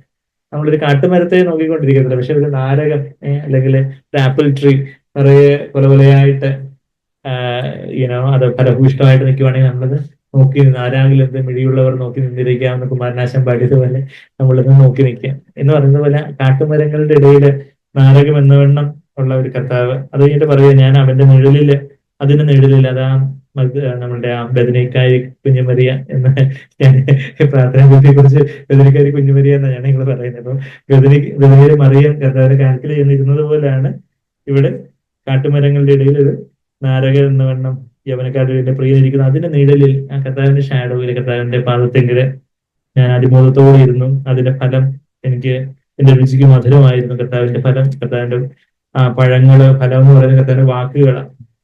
കർത്താവിന്റെ വാക്കുകൾ അത് just picture of quiet time. കാട്ടുമരങ്ങളുടെ ഇടയിൽ നാരകത്തിന്റെ തണലിൽ നമ്മളിരുന്ന് അതിന്റെ പഴം അത് ഏറ്റവും ആദരത്തോടെ ഭക്ഷിക്കുന്നത് പോലെയാണ് യേശുവിന്റെ കാൽക്കലിരുന്ന് കർത്താവിനെ കേൾക്കുന്ന ഒരു കാര്യം. യേശുവിന്റെ കാൽക്കല് ഈ ലൂക്കോസ് 10-ാം അധ്യായത്തില് മറിയ ഇരുന്ന് കേട്ടതായിട്ട് നമ്മൾ കാണുന്നുണ്ട്. എന്നാൽ അതിന് മുമ്പേ യേശുവിന്റെ കാൽക്കലിരുന്ന് ഒരാളെ കുറിച്ച് അറിയാവോ? ലൂക്കോസ് 8-ാം അധ്യായത്തിന് 35-ാമത്തെ വാക്യം. ഇവിടെ ഉത്തമഗീതത്തിൽ ഒരു വിരൽ വെച്ചുകൊണ്ട് ലൂക്കോസ് 8-ാം അധ്യായത്തിന്റെ 35-ാമത്തെ വാക്യത്തിലേക്ക് നമ്മൾ പോവുകയാണെങ്കിൽ അവിടെ ഭൂതഗ്രസ്തനായിരുന്ന ഒരു മനുഷ്യനെ കുറിച്ച് നമ്മൾ വായിക്കുന്നു. ഗദർദേശത്തെ ഭൂതഗ്രസ്തനായ മനുഷ്യൻ, അവന് ഇങ്ങനെ ലൂക്കോസ് 8:35 അവൻ ഭൂതങ്ങളൊക്കെ പുറത്തു പോയപ്പം അവന് സുബോധം വന്നപ്പോ അവന് നമ്മളെക്കാട്ടി ബോധം വന്നു. അതുകൊണ്ട് അവൻ എന്താ ചെയ്തേ? സംഭവിച്ചത് കാണുവാൻ അവർ പുറപ്പെട്ട് യേശുവിന്റെ അടുക്കൽ വന്നു. ഭൂതങ്ങൾ വിട്ടുപോയ മനുഷ്യൻ വസ്ത്രം ധരിച്ചും സുബോധം പൂണ്ടും യേശുവിന്റെ കാൽക്കൽ ഇരിക്കുന്നതും കണ്ട് ഭയപ്പെട്ടു. സുബോധം, നമുക്ക് യഥാർത്ഥത്തിൽ ആത്മീയമായ സുബോധം വരുമ്പോൾ നമ്മൾ എവിടെ ഇരിക്കുന്നേ? കർത്താവിന്റെ കാൽക്കലായിരിക്കും ഇരിക്കുന്നത്. അപ്പൊ അവന്റെ കർത്താവിന്റെ കാൽക്കൽ ഇരുന്ന് അവൻ കർത്താവിന്റെ വചനങ്ങൾ കേട്ടതുകൊണ്ടാണ് അവന് പിന്നെ കർത്താവിന്റെ കൂടെ വരണം എന്നുള്ളൊരാഗ്രഹം ഉണ്ടായിരുന്നു. ബാക്കി എല്ലാവരോടും കർത്താവ് പറയുന്നുണ്ട്, ഈ സൗഖ്യമാക്കിയതൊന്നും ആരോടും പറയണ്ട എന്ന് പറയുന്നുണ്ട്. ഇവനോട് മാത്രം പറയുന്നുണ്ട്, നീ പോയി പറഞ്ഞോളാൻ പറയുന്നുണ്ട്. എന്തുകൊണ്ടാന്ന് ചോദിച്ചാൽ ബാക്കി എല്ലാവർക്കും അത്ഭുതങ്ങളും അടയാളങ്ങളും മാത്രമേ കിട്ടിയുള്ളൂ. ഇവന് ഒരു രൂപാന്തരം കൂടെ വന്നു. ഇവന് കർത്താവിന്റെ കാൽക്കലിരുന്ന് കർത്താവിനെ കേട്ടു. അതായത് പുനരുദ്ധാനത്തിന് ശേഷമാണ് കർത്താവ് എല്ലാവരോടും ചെന്ന് പറഞ്ഞോളാണ് പറയുന്നത്. അതിനു മുമ്പ്, പുനരുദ്ധാനത്തിന് ശേഷം, സ്വർഗാരോഹണത്തിന് മുമ്പാണ് നിങ്ങൾ ഭൂമിയുടെ അറ്റത്തോളം സാക്ഷികളാകുമെന്നും പറഞ്ഞ് കർത്താവ് പറയുന്നത്. അതിനു മുമ്പ് 70 പേരെയൊക്കെ കുറച്ച് കർത്താവിന്റെ ഡിസൈപ്പിൾസ് ആയിരുന്നവരെയൊക്കെ കർത്താവ് അയക്കുന്നുണ്ട്. എന്നാൽ അത്ഭുതങ്ങൾ മാത്രം കിട്ടിയവരോട് കർത്താവ് പറഞ്ഞെങ്കിൽ നിങ്ങൾ ഒന്നും ചെന്ന് പറയണ്ട. അതിന് പല കാര്യങ്ങളോട് കർത്താവ് പ്രശസ്തിയോ മാനമൊന്നും ആഗ്രഹിച്ചില്ല. പിന്നെ ഒരു കാര്യം, ഈ ചെന്ന് പറയുന്ന ഒരു അത്ഭുതം മാത്രം കിട്ടിയുള്ളവര് കർത്താവിനെ ഒരു മിറക്കിൾ വർക്കറായിട്ടായിരിക്കും എന്ന് പറഞ്ഞാൽ, അത്ഭുതം വേണോ, നിങ്ങൾക്ക് രോഗസൗഖ്യം വേണോ, നിങ്ങൾക്ക് പണം വേണോ, കടം മാറണോ, അങ്ങനെയാണെങ്കിൽ ഇത് യേശു. അങ്ങനെ യേശുവിനെ പരിചയപ്പെടുത്തിയിട്ട് വെറുതെ ആൾക്കൂട്ടം കൂടി വന്നിട്ട് കർത്താവിന്റെ സമയം മെനക്കെടുത്തേ ഉള്ളൂ. അവർക്ക് യഥാർത്ഥത്തിൽ ദൈവത്തിന്റെ കാര്യത്തിലോ ദൈവികമായ കാര്യങ്ങളിലോ ആത്മീയ കാര്യങ്ങളോ ഒന്നും താല്പര്യമില്ല. വെറുതെ ഭൗതികമായിട്ടുള്ള പണം കിട്ടാനോ സൗഖ്യം കിട്ടാനോ ആയിട്ട് വരുന്ന ആൾക്കാരെ കർത്താവിന് താല്പര്യമില്ല. അപ്പൊ അതുകൊണ്ട് പിതാവിന്റെ ഹിതത്തിനപ്പുറമുള്ള ഒരു ബിസിനസ്, ഒരു തിരക്ക് കർത്താവിന് വേണ്ട. അപ്പൊ ഇവരെല്ലാം കൂടെ ചെന്ന് മിറക്കിൾസ് എന്ന് പറഞ്ഞ് യുനോ ഇന്നാണെങ്കിൽ വാട്സ്ആപ്പ് സ്റ്റാറ്റസ് ആയിട്ട് ഫേസ്ബുക്കിൽ പോസ്റ്റ് ഇത് എല്ലാവരും അറിയുന്നത് പറഞ്ഞാൽ അന്ന് അതൊന്നും ഇല്ലാത്തതുകൊണ്ട് ഇവർ ചെന്ന് മാമ്പുടിയായിട്ട് എന്ന് വേണം പറയാൻ. അപ്പൊ അതുകൊണ്ട് ആരോടും മിണ്ടരുത്, മിണ്ടിപ്പോകരുതെന്ന് പറഞ്ഞാൽ വളരെ സ്ട്രിക്റ്റ് ആയിട്ട് ശാസിച്ചുകൊണ്ട് കർത്താവ് പറയുന്നത് വെച്ചാൽ അവരുടെ ജീവിതത്തിൽ വലിയ രൂപാന്തരമില്ല, അവർ സൗഖ്യമായി കിട്ടിയ നല്ല കാര്യം തന്നെ. പക്ഷേ ഇദ്ദേഹത്തോട് പറയുന്നത് എന്താ? Return to your house. 39 ലൂക്കോസ് 8:39. അതിന് അവൻ നീ വീട്ടിൽ മടങ്ങി ചെന്ന് ദൈവം നിനക്ക് ചെയ്തത്, അത് കർത്താവ് എന്തെല്ലാം ചെയ്തു എന്നുള്ള കാര്യമാണ് നമ്മൾ കാണുന്നതെന്ന്.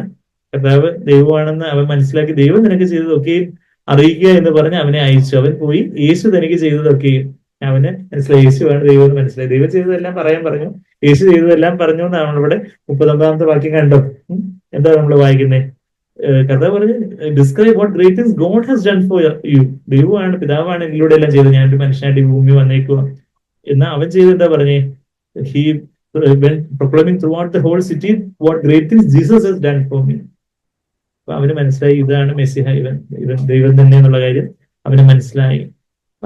ആ ഒരു രൂപാന്തരം അവന് വന്നത് കൊണ്ടാണ് കർത്താവിന് അവനോട് മാത്രം പറയുന്ന ഒരു കാര്യം. കർത്താവിന് പിന്നെ ആ ദേശത്തേക്ക് പോകാൻ പെർമിഷനും ഇല്ലായിരുന്നു. അതുകൊണ്ട് അവനോട് ആ ദൗത്യം ഏൽപ്പിച്ച് ധൈര്യമായിട്ട് കർത്താവിനെ ഏൽപ്പിക്കാൻ സാധിച്ചു. നമ്മളും കർത്താവിനെ കാലത്തിൽ ഇരിക്കുന്നവരാണെങ്കിലേ കർത്താവിനെ നമ്മളെ ഏൽപ്പിക്കാൻ പറ്റത്തുള്ളൂ. നമ്മളുടെ ജോലി സ്ഥലത്ത്, നമ്മളുടെ അയൽവക്കക്കാരുടെ ഇടയിൽ, നമ്മുടെ ബന്ധുക്കളുടെ ഇടയിൽ, നമ്മുടെ സുഹൃത്തുക്കളുടെ ഇടയിൽ യേശു ചെയ്ത കാര്യങ്ങൾ പറയാനും നമ്മളെ എപ്പോഴും ഏൽപ്പിക്കാനൊക്കെ ഉള്ളൂ. കർത്താവിന്റെ കാലത്തിലിരുന്ന് നമുക്കൊരു രൂപാന്തരം വരണം. നമ്മളെ ഉത്തമയുഗത്തിലേക്ക് നമ്മൾ തിരിച്ചു വരുവാണെങ്കിൽ അവിടെ ആ ഒരു വീഞ്ഞു വീട്ടിലേക്ക് കൂട്ടിക്കൊണ്ടുവരുന്നു. 2-ാം അധ്യായത്തിന്റെ 4-ാമത്തെ വാക്യത്തില് എന്റെ മീതെ അവൻ പിടിച്ചിരിക്കുന്ന കൊടി സ്നേഹമായിരുന്നു. ആ സ്നേഹക്കൊടി മാത്രമേ എല്ലാവർക്കും, ഒരു കൊടി കൊണ്ട് നമ്മളെ അങ്ങ് മൂട് വന്നിരിക്കട്ടെ. നമ്മൾ കാണുന്നവരൊക്കെ ആ കൊടിയാണ് കാണുന്നത് എന്ന് പറഞ്ഞാൽ കർത്താവിനെ കാണുന്നവരൊക്കെ നമ്മുടെ കർത്താവിന്റെ സ്നേഹം കാണുന്നു. അതിനുശേഷം അതിന്റെ 14-ാമത്തെ വാക്യത്തില് എന്താ വായിക്കുന്നത്? പാറയുടെ പിളർപ്പിലും കടുന്തൂക്കിലും മറവിലും ഇരിക്കുന്ന എന്റെ പ്രാവേ എന്നാണ് മണവാളൻ മണവാട്ടിയോട് പറയുന്നത്. അവിടെ പാറയുടെ പിളർപ്പിൽ കടുന്തൂക്കിന്റെ മറവിലായിരിക്കുന്നത്, secret place of the steep path way. ആ ഒരു സിയോൻ മല നമ്മൾ കയറുക, സ്റ്റീപ്പ് പാത്ത് വേയുടെ ഒരു മറവിൽ എന്ന് വെച്ചാൽ രഹസ്യത്തിൽ കാണുന്ന പിതാവ് നിങ്ങൾക്ക് ഉത്തരം തരുമെന്ന് കർത്താവ് മത്തായി 6-ാം അധ്യായത്തിൽ നമ്മൾ വായിക്കുന്ന പോലെ ആ ഒരു പ്രാർത്ഥന, നമ്മുടെ വ്യക്തിപരമായിട്ടുള്ള ഒരു പ്രാർത്ഥന എന്ന് പറഞ്ഞാൽ എന്താ? കർത്താവിനോടുള്ള ഒരു രഹസ്യമായിട്ടൊരു സ്നേഹം, മറ്റുള്ളവരെ ഇമ്പ്രൂവ് ചെയ്യാൻ ഒരു സമയം പ്രാർത്ഥിക്കുന്നു, ബാക്കിയുള്ളവരൊക്കെ ഒന്ന് കാണട്ടെ എന്നുള്ള ഒരു ഇതല്ല, മറിച്ച് ഞാനും എന്റെ കർത്താവ്, ബാക്കി ആരും അറിഞ്ഞില്ലേലും ബാക്കി ആരും അറിയേണ്ട കാര്യമില്ല, ഞാനും എന്റെ കർത്താവുമായിട്ടുള്ള ഒരു സമയം. കടുന്തൂക്കിന്റെ മറവില് പാറയുടെ പിളർന്ന ഒരു പാറയാണ് കർത്താവ്. പിളർക്കപ്പെട്ട പാറ, പിളർന്ന ഒരു പാറയിലാണ് മോശ ദൈവത്തിന്റെ മഹത്വം കാണുന്നത് നമ്മൾ പുറപ്പാട് 33-ാം അധ്യായത്തിൽ നമ്മൾ വായിക്കുന്നു. ഇവിടെ ആ കർത്താവിന്റെ ചങ്ക് പിളർക്കപ്പെട്ട ആ യുഗങ്ങളുടെ പാറയായ കർത്താവിന്റെ രക്തവും നീരും ഒക്കെ ഒഴുകുന്ന ആ പിളർന്ന പാറയിൽ നമ്മളെ തന്നെ അങ്ങ് മറച്ചുകൊണ്ട് അവിടെ യഥാർത്ഥത്തിൽ കർത്താവിന്റെ മഹത്വം നമുക്ക് കാണാൻ ഒക്കുന്നേ. നമ്മളുടേതായ യാതൊരു യോഗ്യതയിലും വരെ മറിച്ച് കർത്താവിന്റെ രക്തവും നീരും എന്നെ കഴുകട്ടെ, എന്നിട്ട് ഞാൻ കർത്താവിനെ അങ്ങ് മറയ്ക്കുന്നു. ലോഡ് ഞാനൊരു 0 ആയിട്ട് അങ്ങ് ആയി തീരട്ടെ, കർത്താവിനെല്ലാം നിറയട്ടെ. അവിടെ നമുക്ക് കർത്താവിന്റെ മഹത്വം കാണാനൊക്കെ. ഒപ്പം കർത്താവ് നമ്മളുടെ ആ ഒരു പുനരുദ്ധാന ശരീരത്തിന്റെ വലിയ സൗന്ദര്യവും മഹത്വവും ഒക്കെ കർത്താവോട് വർണ്ണിക്കുന്നതൊക്കെ നമ്മളവിടെ തുടർന്ന് വായിക്കുന്ന. നിന്റെ മുഖം ഒന്ന് കാണട്ടെ, നിന്റെ സ്വരം ഒന്ന് കേൾക്കട്ടെ. കർത്താവ് നമ്മളുടെ സ്വരം കേൾക്കാൻ ആഗ്രഹിക്കുന്ന ഒരു മണവാളനായ കർത്താവ്. നിന്റെ സ്വരം ഇമ്പമുള്ളതും മുഖം സൗന്ദര്യമുള്ളതാകുന്നു. അതായത് കർത്താവിന്റെ നമ്മളുടെ സ്വരം, നമ്മളുടെ പ്രാർത്ഥന, നമ്മളെ യഥാർത്ഥത്തിൽ കർത്താവിനോട് സംവദിക്കുന്ന ആ സമയങ്ങളൊക്കെ കർത്താവിന് ഏറ്റവും ഹൃദ്യമായിട്ടുള്ള സമയം. എന്റെ കുഞ്ഞ് എന്നോട് എപ്പോഴാ വന്നൊന്ന് സംസാരിക്കുന്നേ? കർത്താവിനോട് നമ്മൾ ചെന്ന് സംസാരിക്കുമ്പോൾ നീ എത്രയും പെട്ടെന്ന് എൻ്റെ അടുത്ത് വരുമെന്ന് ഞാൻ വിചാരിച്ചിരുന്നു എന്ന് പറയും കർത്താവ്. നമ്മളോടൊപ്പം ഉള്ള ഒരു സമയം വിലമതിക്കുന്ന ഒരു ആത്മമണവാളനായ ഒരു കർത്താവിനെ നമ്മളവിടെ കാണുന്നത്. ആ ഒരു നമ്മൾ പിന്നെ ഉത്തമയുഗത്തിലേക്ക് തുടർന്നെല്ലാം വായിക്കുമ്പോൾ ആ ഒരു കാര്യം നമ്മൾ വായിക്കുന്നത് 3-ാം അധ്യായത്തിന്റെ 3-ാമത്തെ വാക്യത്തിൽ എന്റെ പ്രാണപ്രിയനെ കണ്ടുപോ എന്ന് ഞാൻ ചോദിച്ചു. അപ്പം അതിനുശേഷം 4-ാമത്തെ വാക്യം ഉത്തമഗീതം 3:4 ഞാൻ എന്റെ പ്രിയനെ കണ്ടു, ഞാൻ എന്റെ പ്രാണപ്രിയനെ കണ്ടു, ഞാൻ അവനെ പിടിച്ചു. അത് കഴിഞ്ഞിട്ട് പിന്നെന്താ വായിക്കുന്നത്? അവനെ വിട്ടില്ല. അമ്മയുടെ വീട്ടിലേക്ക് എന്നെ പ്രസവിച്ചാൽ അറിയിലേക്ക് കൊണ്ടുവരുന്നത് വരെ അവനെ വിട്ടില്ല. I held on to him and would not let him go. കർത്താവിനെ അതുപോലെ അങ്ങ് മുറുകെ പിടിച്ച് കർത്താവിനെ ഞാൻ അങ്ങയെ ഞാൻ പിടിവിടത്തില്ല, എനിക്ക് അങ്ങ് മാത്രമേ ഉള്ളൂ, അങ്ങ് മാത്രമേ എനിക്ക് ആശ്രയമുള്ളൂ. യാക്കോബ് ആ ദൈവത്തിന്റെ ദൂതനോട് പറഞ്ഞതുപോലെ എന്നെ അനുഗ്രഹിക്കാതെ ഞാൻ വിടുകയില്ലെന്ന് പറഞ്ഞതുപോലെ ആ കർത്താവിനോട് അതുപോലെ ഒരു പറ്റിച്ചേരൽ. കർത്താവ് അവിടെ 4-ാം അധ്യായത്തിന്റെ 7-ാമത്തെ വാക്യത്തില് മണവാട്ടിയോട് പറയുക, എന്റെ പ്രിയ നീ സർവാംഗ സുന്ദരി, നിന്നിൽ യാതൊരു ഊനവുമില്ല, നിന്നിൽ യാതൊരു കുറവുമില്ല. നമ്മൾ നോക്കുമ്പോൾ നമ്മൾ ഒത്തിരി കുറവുകളും കാര്യങ്ങളൊക്കെ കാണും. പക്ഷെ കർത്താവിന്റെ രക്തത്താൽ നീതീകരിക്കപ്പെട്ടവളായിട്ട് നമ്മൾ യാതൊരു കുറവും കാണുന്നില്ല. എന്റെ കൂടെ വരിക എന്നാണ് നമ്മുടെ 8-ാമത്തെ വാക്യത്തിൽ നമ്മൾ വായിക്കുന്നത്. നമ്മുടെ കൂടെ കർത്താവ് നമ്മുടെ കൂടെ വരാൻ ആഗ്രഹിക്കുന്ന, നമ്മുടെ കൂടെ കർത്താവിന്റെ കൂടെ ചെല്ലുവാനും കർത്താവ് നമ്മളെ കുറിച്ച് ആഗ്രഹിക്കുന്ന ഒരു സ്ഥലത്തും നമ്മളായിട്ട് പോകുകയല്ല, കർത്താവെ അവിടുന്ന് തന്നെ എന്റെ കൂടെ വരണം. അത് കഴിഞ്ഞിട്ടൊരു പൂന്തോട്ടത്തോടൊക്കെ അത് ഉപമിക്കുന്ന, കെട്ടിയടച്ചിരിക്കുന്ന പൂന്തോട്ടമാണെന്നൊക്കെ 12ാമത്തെ വാക്യത്തിൽ നമ്മൾ വായിക്കുന്നു. ആർക്കും കയറി നിറങ്ങാവുന്ന ഒരു പൂന്തോട്ടമല്ല, ഇത് മണവാളിന് വേണ്ടി മാത്രമുള്ള ഒരു പൂന്തോട്ടമാണ് നമ്മള്.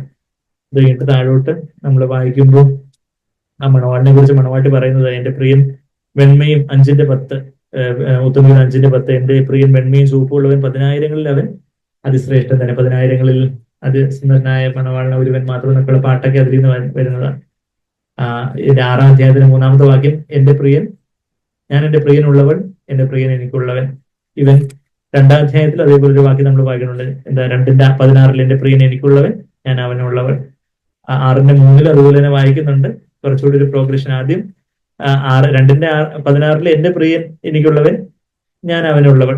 6:3 കുറച്ച് റിവേഴ്സ് ആയി, ഞാൻ എന്റെ പ്രിയനുള്ളവൻ, ഞാൻ അതിനെ എങ്ങനെ തരുന്ന കർത്താവേ അവിടുന്ന് എനിക്കായിട്ടുണ്ട്. 7:11 ആവുമ്പോഴത്തേക്കും മലയാളത്തില് 7:11, ഇംഗ്ലീഷിൽ 7:10, ഞാൻ എന്റെ പ്രിയനുള്ളവൾ, അവന്റെ ആഗ്രഹം എന്നോടാകുന്നു. അതുപോലെ കർത്താവിനോടുള്ള ഒരു സ്നേഹം, അത് കഴിഞ്ഞിട്ട് ആ സ്നേഹം അനേക നദികൾക്ക് അത് കെടുത്തി കളയാൻ സാധിക്കത്തില്ലെന്നൊക്കെ അതിന്റെ 7-ാമത്തെ വാക്യത്തില്, ഉത്തമഗീത 8-ാം അധ്യായത്തിന്റെ ഉത്തമഗീത 8:7 നമ്മൾ വായിക്കുന്നുണ്ട്. അതുപോലുള്ള ഒരു കാര്യം, ഒരു വാക്യം കൂടെ വായിച്ച് ഞാൻ നടത്താം. 1 കൊരിന്ത്യർ 7-ാം അധ്യായത്തില് ഉള്ള ഒരു പദപ്രയോഗം നമ്മളവിടെ വായിക്കുന്നതാണ്. അതിന്റെ 35-ാമത്തെ വാക്യത്തില്.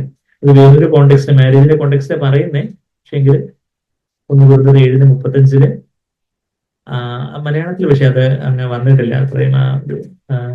നിങ്ങൾ ചാബല്യം കൂടാതെ കർത്താവിൽ സ്ഥിരമായി വസിക്കേണ്ടതിനും എന്നാണ് മലയാള പരിഭാഷയിൽ വന്നിരിക്കുന്നത്. എന്നാൽ ഇംഗ്ലീഷില് to secure undistracted devotion to the Lord എന്ന് എഴുതിയിരിക്കുന്നത് NASB-യില്. കർത്താവിനോടുള്ള ഒരു ഡിസ്ട്രാക്ഷൻ ഇല്ലാത്ത ഒരു ഭക്തി, ആ ഒരു ആദ്യസ്നേഹം. വെളിപാട് പുസ്തകത്തിലെ അതിന്റെ 2-ാം അധ്യായത്തിന് 4-ാമത്തെ വാക്യം നമുക്കറിയാം, നിങ്ങളുടെ ആദ്യസ്നേഹം, വലിയ കാര്യങ്ങളൊക്കെ നിങ്ങളെ കുറിച്ച് പറയാനുണ്ടെന്ന ആദ്യസ്നേഹം വിട്ടുപോയിരിക്കുന്നു എന്നുള്ളൊരു കാര്യം വായിക്കുന്നത്. നമ്മള് മാനസാന്തരത്തോടെ നമുക്ക് തിരിച്ചു വരാം. കർത്താവേ അവിടുത്തോടുള്ള ഒരു സ്നേഹം, അവിടുന്ന് മാത്രമേ എനിക്ക് മതി, സ്വർഗത്തിലും ഭൂമിയിലും. കർത്താവേ എനിക്ക് അങ്ങനെ കൂടാതെ എനിക്കൊന്നും വേണ്ട, നീയല്ലോ ഞങ്ങൾക്കുള്ള ദിവ്യസമ്പത്ത് യേശുവേ. നിന്നെ അല്ലാതെ ഞാൻ വേറെ ഒന്നും ആഗ്രഹിക്കുന്നില്ല, ആശ്രയിപ്പാൻ വേറെ ഒന്നുമില്ല, നമ്മൾ പാടുന്ന പോലെ. കർത്താവിന്റെ ആ ഒരു സ്നേഹത്താൽ നമ്മളുടെ ഹൃദയം നിറയട്ടെ. ഒരു ദിവസവും കർത്താവേ പറ്റുന്നത് എത്ര സമയം അങ്ങയോടൊപ്പം ആയിരിക്കാനും, അങ്ങനെ ഒരു കർത്താവായിട്ടുള്ള ഒരു എലോണായിട്ടുള്ള ഒരു ശാന്ത സമയം എല്ലാ ദിവസവും നമുക്ക് ഉണ്ടെങ്കിൽ പതുക്കെ നമ്മൾ ബാക്കി നമ്മുടെ ജോലി ചെയ്യുന്ന സമയത്തും പഠിക്കുന്ന സമയത്തും എല്ലാം കർത്താവിന്റെ സാന്നിധ്യം നമ്മുടെ കൂടെ തന്നെ ഇരിക്കും. നമുക്ക് അതുപോലെ കർത്താവിനുള്ള ഒരു ഏകാന്ത സമയം ഇല്ലെങ്കിൽ പിന്നെ എന്താ, നമ്മളുടെ ജോലിയും കാര്യങ്ങളും ഒക്കെ നമുക്ക് ഭയങ്കര സ്ട്രെസ്സും ടെൻഷനും ഒക്കെ ആയിരിക്കും. പക്ഷെ കർത്താവിനുള്ള ഒരു ഏകാന്ത സമയം നമുക്കതൊരു അങ്ങനെ എല്ലാം സമർപ്പിച്ച് കർത്താവിന് ആത്മാവ് നിറയപ്പെടുന്ന ഒരു ശീലം നമുക്ക് ഉണ്ടെങ്കിൽ പതുക്കെ നമ്മൾ അതേ ആ ഒരു 0 പൊസിഷനിൽ തന്നെ നമ്മൾ തുടരുവാണെങ്കിൽ ദിവസം മൊത്തവും നമ്മളിനി എത്ര ബിസി ആയിട്ടുള്ള ദിവസമാണെങ്കിൽ പോലും കർത്താവ് നമ്മുടെ കൂടെ ഇരുന്ന്, നമ്മൾ പഠിത്തത്തിന്റെ സമയത്ത് കർത്താവ് നമ്മുടെ കൂടെ ഇരിക്കുന്നതായിട്ട്, നമ്മുടെ ജോലിയുടെ സമയത്ത്, നമ്മൾ ഡ്രൈവ് ചെയ്യുന്ന സമയത്ത്, നമ്മൾ കടയിൽ പോകുന്നു, ബാക്കി പലരോട് സംസാരിക്കുന്ന സമയത്തൊക്കെ കർത്താവിന്റെ സാന്നിധ്യം അതൊരു എന്തോ ഒരു കഥയല്ലായിരിക്കും, മറിച്ച് ഒരു അനുഭവമായിട്ട് മാറും. അങ്ങനെ എപ്പോഴും കർത്താവിന്റെ ആ മുഖം, നമ്മളെ സന്തോഷിപ്പിക്കുന്ന കർത്താവിന്റെ മുഖം എന്നൊക്കെ നമ്മള് അപ്പോസ്തലപ്രവൃത്തി 2:28 നമ്മള് മാസങ്ങൾക്ക് മുമ്പ് ആ വചനം നമ്മൾ ചിന്തിച്ചത്, കർത്താവിന്റെ സാന്നിധ്യത്താൽ നമ്മളെ സന്തോഷിപ്പിക്കുന്നു എന്നുള്ളത്. ആ മുഖം എന്ന് പറഞ്ഞാൽ അതിന്റെ ആ ഗ്രീക്കും എബ്രായ പദവും എന്നൊക്കെ നമ്മൾ കണ്ടായിരുന്നു. കർത്താവിന്റെ മുഖം നമ്മളെ സന്തോഷിപ്പിക്കുന്ന യേശുവിന്റെ മുഖത്തേക്ക് നമ്മൾ നോക്കാം. കർത്താവിനോടുള്ള ഒരു പൂർണ്ണ ഹൃദയത്തോടെ, പൂർണ്ണ പ്രാണനോടെ, പൂർണ്ണ മനസ്സോടെ, പൂർണ്ണ ശക്തിയോടെയുള്ള ഒരു സ്നേഹം നമ്മളുടെ ദേഹവും ആത്മാവും എല്ലാം പരിശുദ്ധാത്മാവിന്റെ നിയന്ത്രണത്തിലേക്ക് വന്ന് കർത്താവിനുള്ള അതുപോലെ ഒരു സ്നേഹത്തിലേക്ക് വരുവാനായിട്ട് കർത്താവ് നമ്മളെ ഓരോരുത്തരെ സഹായിക്കട്ടെ. ആ സ്നേഹബന്ധത്തില് ഒന്നുകൂടി ആഴപ്പെടാനായിട്ട് പരിശുദ്ധാത്മ നമ്മളെ സഹായിച്ചു എന്ന് ഞാൻ വിശ്വസിക്കുന്നു. ദൈവമുമ്പാകെ നമ്മെ തന്നെ പൂർണ്ണമായിട്ടും ഒരു പൂജ്യമായിട്ട് നമ്മെ തന്നെ താഴ്ത്തി ഏൽപ്പിച്ച് ദാഹത്തോടെ നമ്മുടെ ജീവിതത്തെ നമ്മൾ തുറന്നു കൊടുക്കുകയാണെങ്കിൽ പരിശുദ്ധാത്മാവ് ഈ സമയത്ത് നമ്മളിൽ വന്ന് നിറയും. കർത്താവിന്റെ മാർഗോട് ശാരീരിക്കുന്ന അസ്വസ്ഥത എന്താണെന്നുള്ള ഒരു വെളിപ്പാട്, അത് നമ്മുടെ ഒരു അനുഭവമായിട്ട് മാറും. യേശു ഞാനും മാത്രം, മാറാത്ത സ്നേഹിതൻ ഇമ്മാനുവലായിട്ടുള്ള കർത്താവിന്റെ മാർവിടം ഞാൻ ദിനവും ചാരും. ആരുടെ ആകെ മാറിയാലും ഞാൻ അവിടുത്തെ ആ മാർവിടം ചാരും. എനിക്ക് സ്വർഗത്തിലും ഭൂമിയിലും എനിക്ക് കർത്താവിനെ മാത്രം മതി. കർത്താവിനെ അല്ലാതെ ഞാൻ വേറൊന്നും ആഗ്രഹിക്കുന്നില്ല. യേശു മാത്രം മതി. ഖേദമായാലും മോദമായാലും എല്ലാം ഒരു ഭേദമില്ലാത്ത സ്നേഹിതനാണ് കർത്താവ്. മേദിനിയില്, അതായത് ഈ ഭൂമിയില് വേദനകളൊക്കെ ഏതൊക്കെ ഇനമുള്ള വേദന, ഏതെല്ലാം ടൈപ്പുള്ള വേദന ഉണ്ടെന്നുള്ള കാര്യമൊക്കെ കർത്താവിന് അറിയാം. കർത്താവ് നമ്മെ എല്ലാത്തിനും പരീക്ഷിക്കപ്പെട്ടവനാണ്. നിത്യതയോളവും സത്യകൂട്ടാളിയായിട്ടുള്ള കർത്താവ്, ഭാരങ്ങളേറുമ്പോൾ ഭാരം ചുമക്കുന്ന കർത്താവ്. ആകുല വേളകളൊക്കെ ഭീകരമാകുമോ എന്നുള്ള ചോദ്യങ്ങളൊക്കെ ഉണ്ടാവും. എന്നാൽ ഹല്ലേലൂയ ഹല്ലേലൂയ, പാടുമൻ ജീവകാലമല്ല. യേശു കർത്താവിനെ നോക്കി കർത്താവ് നമ്മുടെ മധ്യത്തിലുണ്ട്. കർത്താവിനെ നോക്കി കർത്താവിന്റെ ആ പ്രസൻസില് സന്തോഷത്തോടെ കർത്താവിന്റെ ആ മാർവിടത്തിലേക്ക് ചാരിക്കൊണ്ട് നമുക്ക് സ്വസ്ഥതയോടെ നമുക്ക് പാടാം. മാറാത്ത സ്നേഹിതൻ മാർവിടം ചാരിടും ഞാൻ ദിനവും പാരിടമാകവേ മാറിടും നേരവും ചാരിടാം തന്തിരു മാറിടമാ.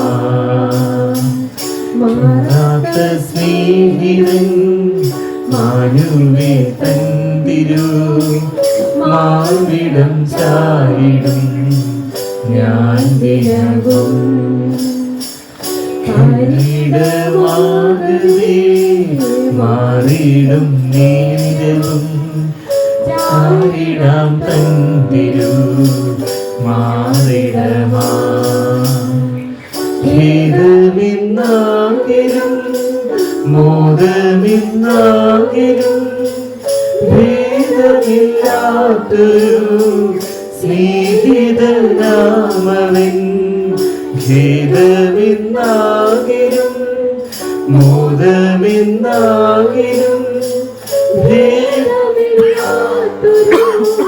സ്നേഹിതനാമവൻ. നീതിയിൽ വേദനകൾ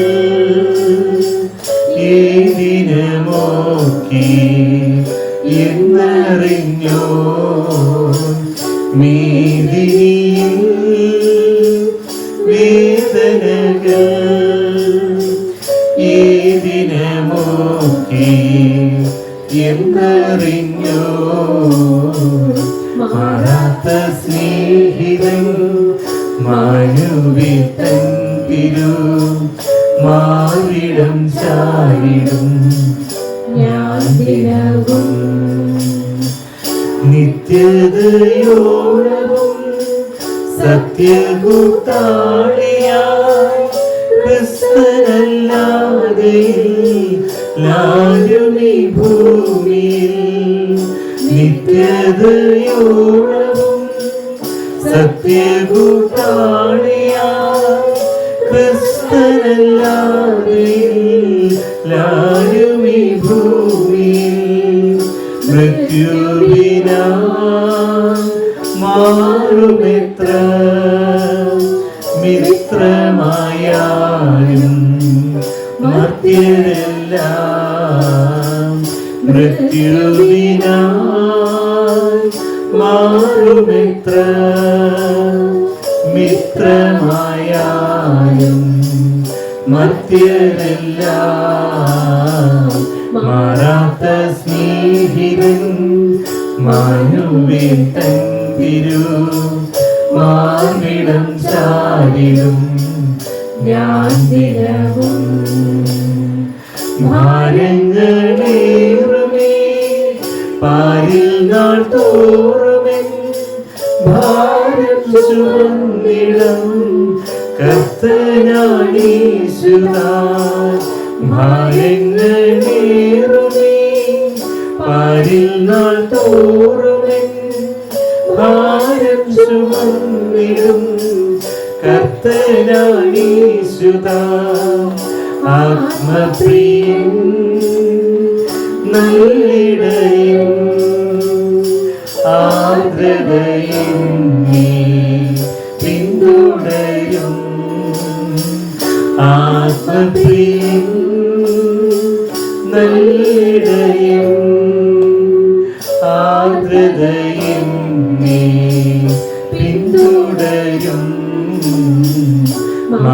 മാറാത്ത സ്നേഹിതൻ മാനുവിൻ തൻ തിരു മാർവിടം ചാരിടും ഞാൻ ദിനവും ആകെയിടും ലോകമിതേകിടും ആകുലവേദകൾ ഭീകരമാകുമോ ആകെയിടും ലോകമിതേകിടും ആകുലവേദകൾ ഭീകരമാകുമോ ഹല്ലേലൂയാ ഹല്ലേലൂയാ പാടുമെൻ ജീവ കാലമില്ല ഹല്ലേലൂയാ ഹല്ലേലൂയാ പാടുമെൻ ജീവ കാലമില്ല മാറാത്ത സ്നേഹിതൻ മായുവിൻ തൻ തിരു മാർവിടം ചാരിടും ഞാൻ ദിനവും പാരിടമാകവേ മാറിടും നേരവും ചാരിടാം തൻ തിരു മാർവിടമാ. മാറാത്ത സ്നേഹിതവനായിട്ടുള്ള ആ കർത്താവിന്റെ മാർവിടത്തിലേക്ക് ചേർന്ന് കർത്താവിനോട് ഒന്നായി തീരുവാൻ, കർത്താവിനോട് പറ്റിച്ചേരുന്നവൻ കർത്താവിനോട് ഏക ആത്മാവാകുന്നു. അത് നമ്മുടെ അനുഭവമായിട്ടായി തീർന്നിട്ടുണ്ടോ? പരിശുദ്ധാത്മാവ് നമ്മളെ യഥാർത്ഥമായിട്ട് വന്ന് നിറഞ്ഞിട്ടുണ്ടോ? പരിശുദ്ധാത്മാവ് നമ്മളെ ഒന്ന് നിറയുമ്പോഴാണ് നമുക്ക് യേശുവിനോട് എത്തിച്ചേർന്നിരിക്കാൻ സാധിക്കുന്നത്. ആത്മാവില് കർത്താവായിട്ട് ഏക ആത്മാവാകുവാൻ സാധിക്കുന്നു.